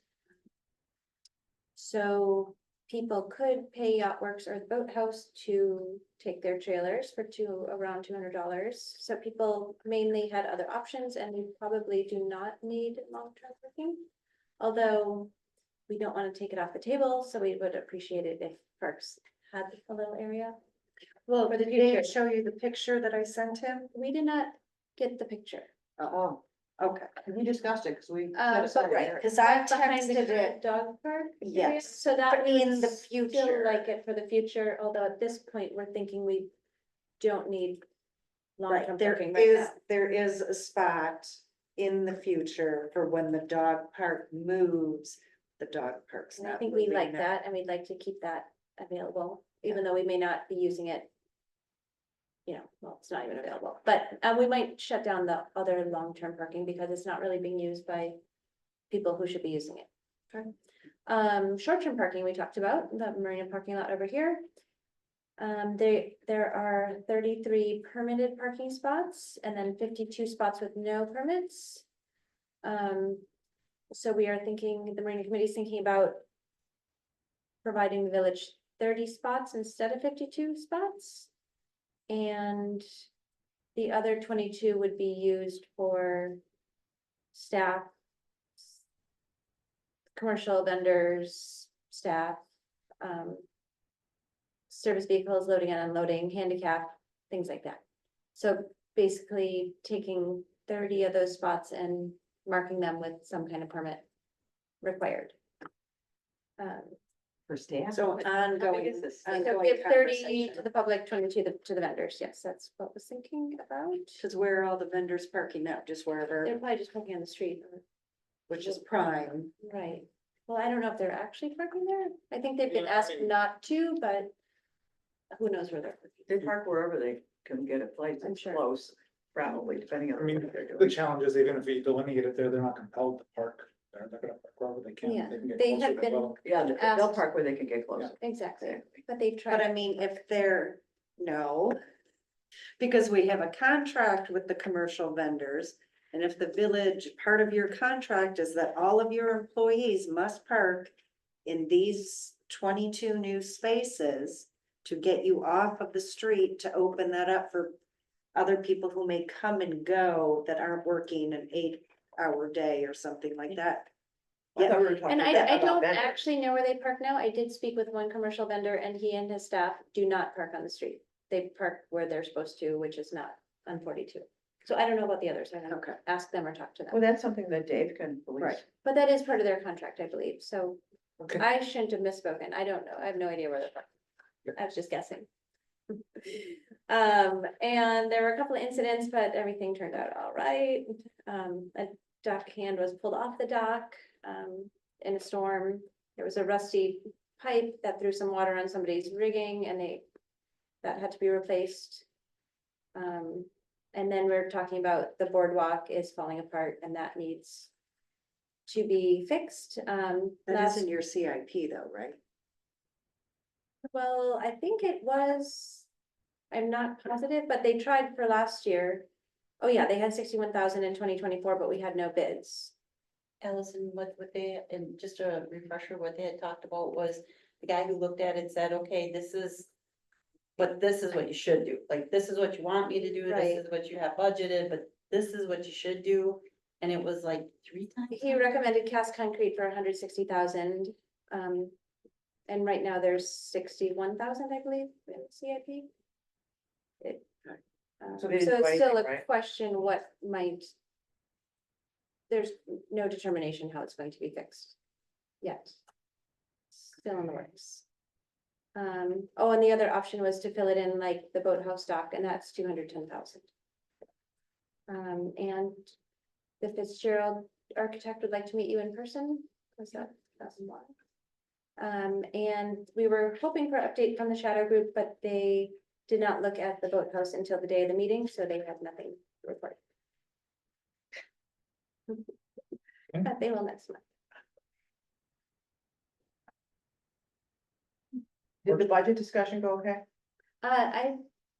Yeah, okay. Okay, I sent you an email, but I sent it to Allison with the 2 L's. Oh, no, I'm so sorry. Yeah, no, I know. I think basically the budget still was not correct. The lines at the bottom were not correct. Yeah. and They're going to be fixed by the Okay. next one. Okay. Parks, properties and streets. The minutes are in there. Anybody has any questions? One Ask away. question, please. Sure. As just a person that enjoys the park, I went down there the other night to see the new lights that are being put on those little things by the sidewalks. And I found the light to be at what we've talked about, things being 27 or 3,000 K. These babies are so bright white, it's disgusting. And I'm walking down the sidewalk and I'm blinded in this place that we're supposed to be concerned about dark sky. And I walked up to the lights and it's like oh, hello, 2 feet away, there are these people sitting on the bench. It was just blinding bright white light. You're saying like a blue, white? I'm talking the highest level of white that you get out of something like this at night, and it is just, when I come down the street from the north end, I see this 6 lights just going, oh, in your face. So Are these I think, are these the lights that are on top of the stone pillars? Correct. What is, Eric on? So what happened What is did we when do? we looked at the lights, when the committee looked at the lights, they wanted lights that shone. No, I thought we Eric- talked about You weren't on there. night, yeah, but I remember a conversation about night sky. Yeah, Yeah, no, I was these- always. in well, favor I'm of looking at lights. the area by the marina, and anything that you see with a light that's down near the water has some kind of a shade on it. Like a So shroud. I'm looking at darkness and I'm seeing light on the pier or whatever, where these are just absolutely blinding as you're walking down to the shore. And I think it's kind of obnoxious. You go That's down there at night and terrible. you want to see the beautiful water and you're going like this It's blinking. terrible. Well, hold on. So Eric, when I found out about this yesterday, I made a note, I have to talk to Eric to see if there's a way to dim it or put a different light in. A different color. Well, Yeah. also, Are they No, they Intensity LEDs? as need well. to be they need to be a lower wattage. yeah, less The luminous idea is and not to have like a searchlight Yeah, down we out did there. discuss this in parks about the lumen. And we did, we talked about night sky. Yeah, yeah. I even It's- I'm- showed- They I destroy showed the night Julie- sky. Of course they I destroy the showed night Julie a sky. map Where What's Sister the Bay point of has that? the least visibility for night sky because of light pollution. You know, I heard something in the realm. This is for old people who come walking down there at night. There aren't any. There aren't any. There are no older One, people but I mean, there that's at all, night me checking it except out. me, and that's after a concert. There aren't any. I was there for 8 years There's at night. kids down there and just Exactly. enjoying the benches and they want to quiet and look up at the stars. Okay, we need to discuss this at parks and this needs to be resolved. okay. Okay. Just go on. Maybe it will be I have a resolved quick by the comment time about the Parks committee. meets. So, I just comment, some lady wrote a letter complaining about the stones at the beach. I understand there's an engineering problem, that the sand always gets washed out with the There is no harbor. sand. There's sand on the right side of the beach. But Sure. well, I swim down there, so I do know. Yeah. But those little stones, they are horrible. They Yep. really are. I mean, it's like walking in quicksand. It's not even really safe. well aware. We discussed this We at did parks discuss it. and we were Yeah. told that there was nothing we could do. There's Funny, nothing you I can don't do. mind them. The currents just Like it. changed. It's I nothing went you down can't to, do. We absolutely could do something. We just It need to would spend money cost to do way it. too Yes, we much. can put sand there. So you either have a very pretty beach with sand that we have to maintain constantly, and that would cost us a lot of money. and Every to year. deal with what- Labor. Every year. No, I and to deal understand with that. what we have. I haven't talked to And an it's a- expert about it. it's I an haven't seen issue any kind that- of study. It's Well, just it was in the nature. packet, reads that it's Yeah, available. I have to read it. You're right. Yeah. I understand. I got it. But So after our meeting, I did talk with Skylar. He had this is really a Parks Committee agenda item to discuss it, but he did have some ideas, but it's gonna cost about 20,000 a year to put sand on the beach, so. That is something, I have on the agenda to update them on the idea. I kind of liked it because it doesn't stick to you. the rocks, the Yeah. the stones, it's just. I don't mind it. You know, it's funny, I just want to say this, because you go down by Pebble Beach, it's like being on the north side of, Washington Island, where that is that natural movement that brings up these beautiful white stones. And people were down the entire beach area by Pebble Beach with blankets on top of the rocks, and they just didn't seem to be having a problem with walking down into the stones. It's like, isn't this great? We don't have anything like this around where we come from. It's beautiful and quiet. It's nice, it's a beautiful park. Personnel, minutes are in there. If anybody has any questions. Question on page 27. Sure. Starting on line 27, the COLA is an additional amount added to the base wage of the employee as determined by the step on which they fall on the wage schedule. COLAs do not change the wage base. Those two sentences don't make sense. The COLAs absolutely do change the wage base. so I think what you're saying is year over year, so let's just say example, we're paying somebody $1 and they get a 5% COLA. As they go up the step scale, they would, on the wage scale, they go from $1 to $1.03. That 5% COLA would only apply that year, that doesn't get added to the base pay. So like this year, if we. What was our COLA last year, 275? 0.75. So if we were to, we had a 3% COLA.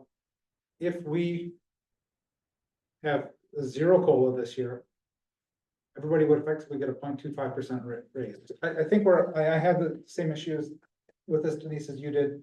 Or I believe you do, is thinking that would get put on to the base pay and then that would. So their increase would be on top of COLA. The COLA is separate. Does that make sense?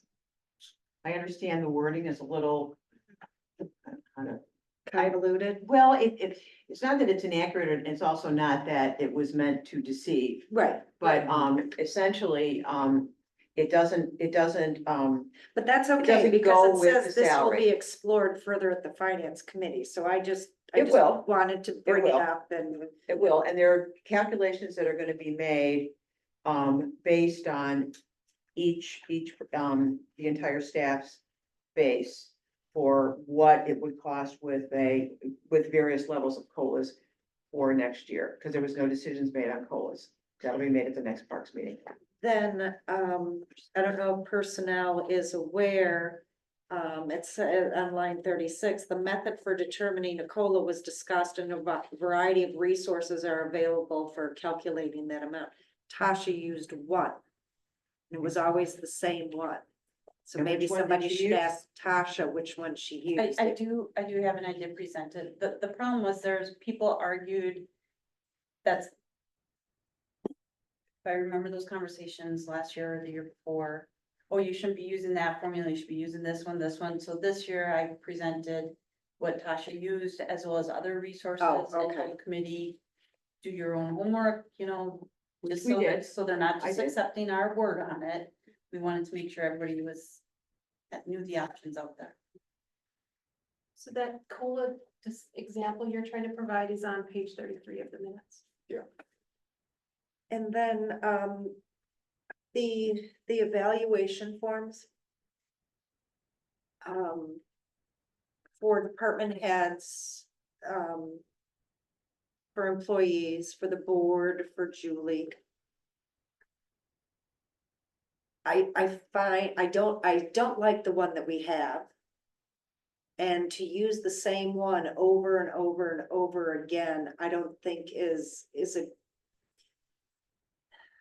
Can we come up with something either that rotates every so many years, because I think we're missing things in the questions. That we're asking. Somebody to fill out, or for a department head. I just don't think it's inclusive enough, and just ask the same questions every year. To me is kind of ridiculous. I would agree, because I think it's pretty boilerplate, and I think it's, you know, it should be different for a director versus, you know, like a manager, for instance, versus staff versus, because it could, because their responsibilities, their roles and responsibilities are different.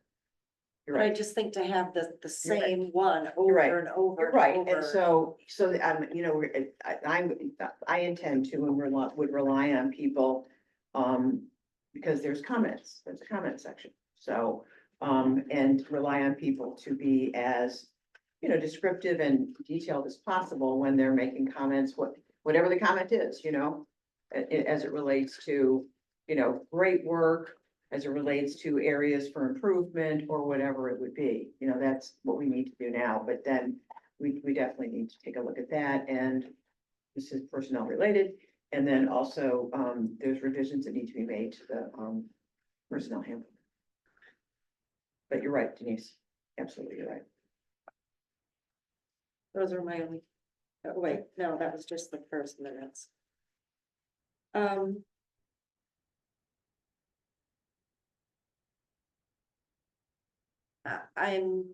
a little disappointed that the recommendation from the personnel committee is to have a part-time code compliance officer, just sharing my personal feelings. I'm happy to respond. I think that there was a lot of discussion about it. And it was part-time because this position would support activity that is dominantly in season. And then, you know, starting from October or November through May, there's, you know, there's very little to do. And we did discuss it as it relates to the funding that we're getting from short-term rentals.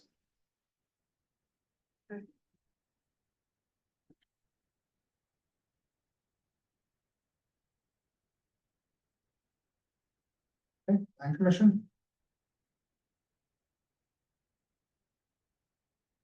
Does anybody have any questions?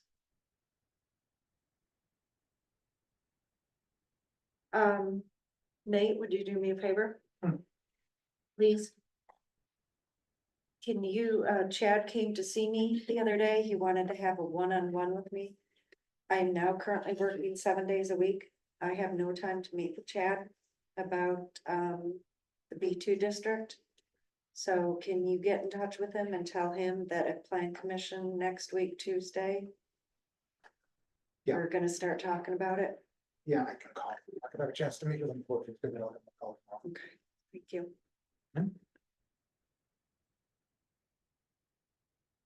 Okay, SBA, Lily. Circle back to the tourism zone. Let's see, tourism zone, there wasn't a heck of a lot discussed, to tell you the truth, we didn't have May numbers yet. There's an exec committee meeting day after tomorrow, so I don't even know if she'll present, I'm not sure she'll present, May room tax at that meeting either, to tell you the truth, so it wasn't too dissimilar, to tell you the truth, to the presentation that Juliana made a briefer version at the board meeting last month.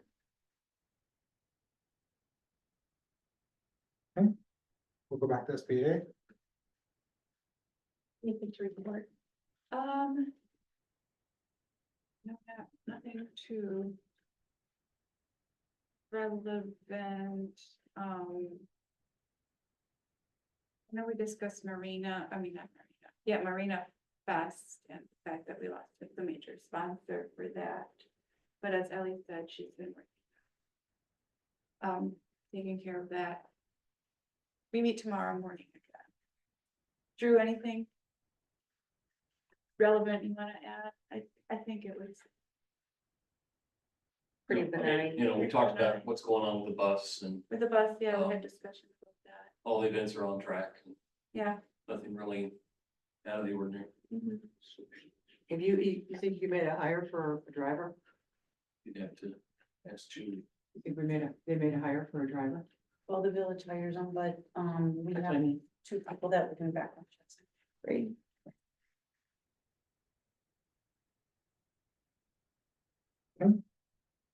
Utilities?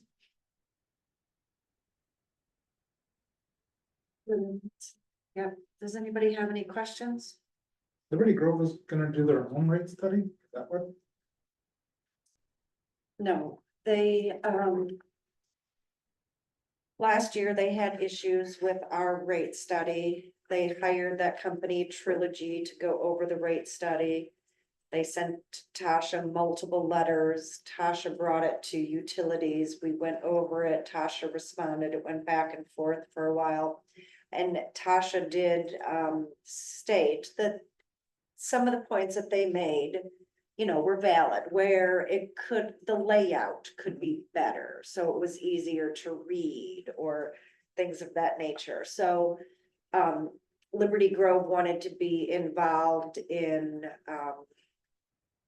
our new rate study.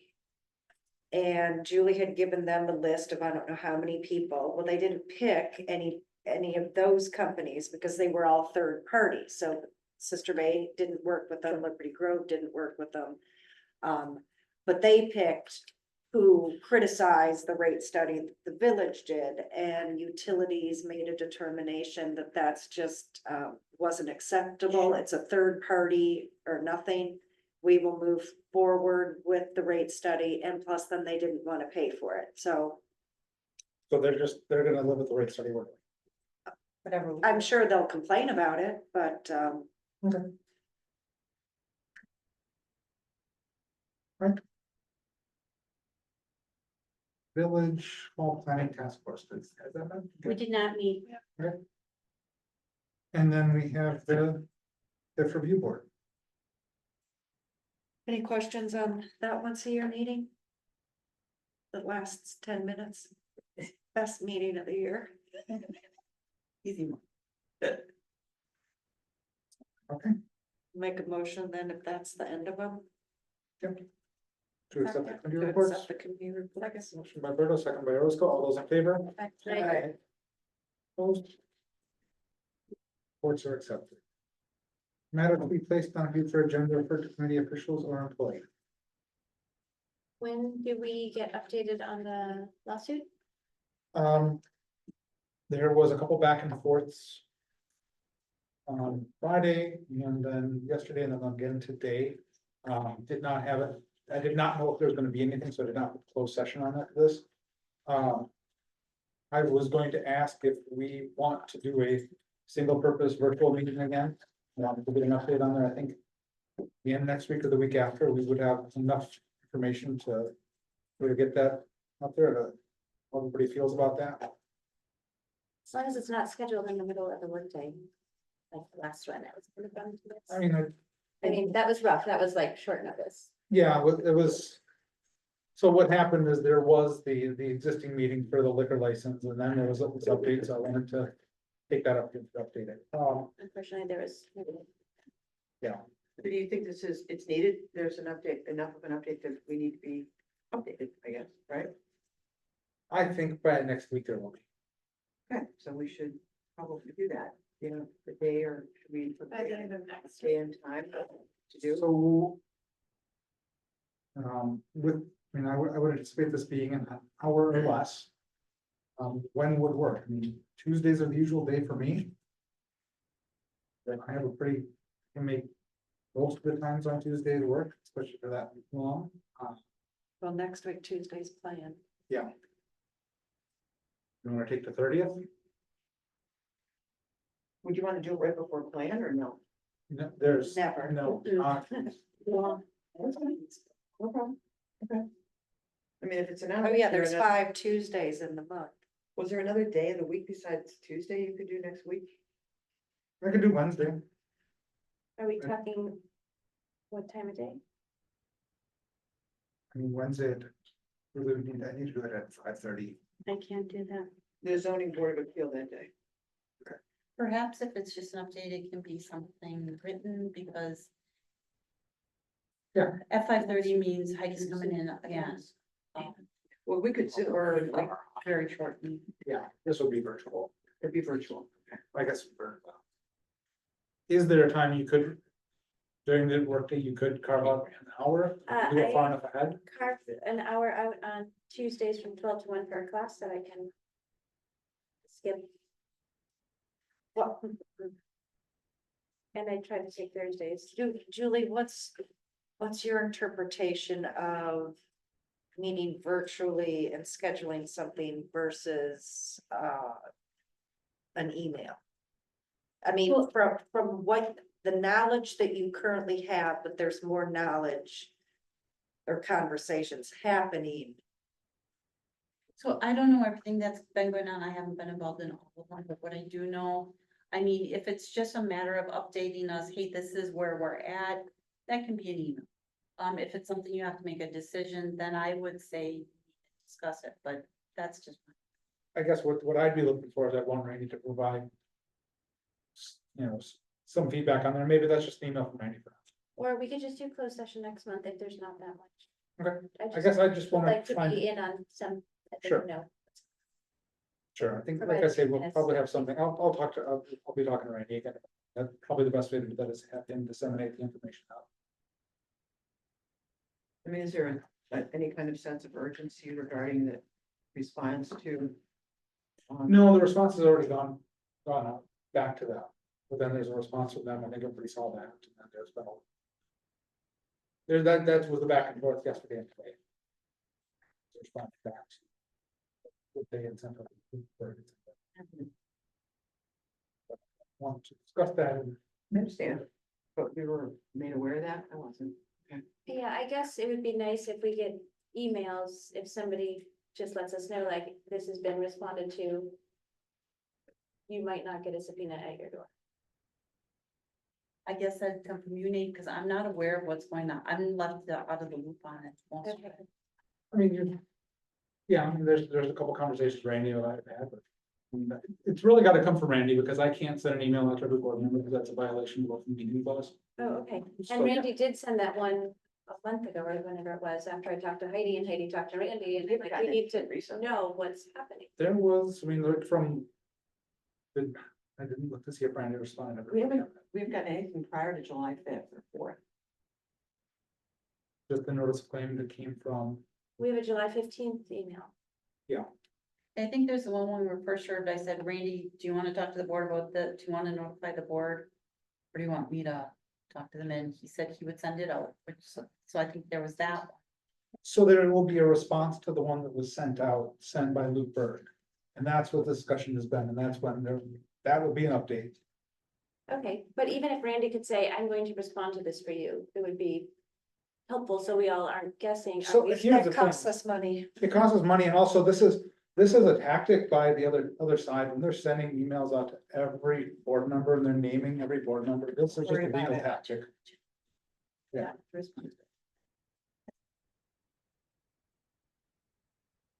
But as soon as we have some information, we'll make sure to get you updated.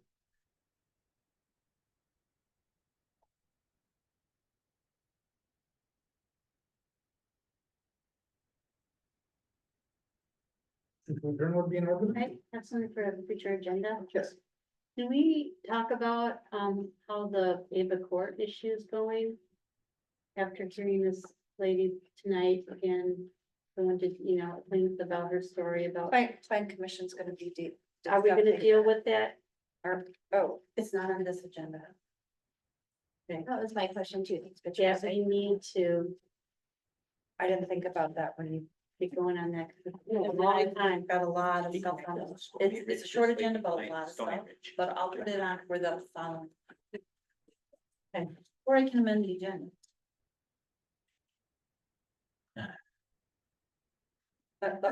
Let's talk about it for a few minutes afterwards. Okay.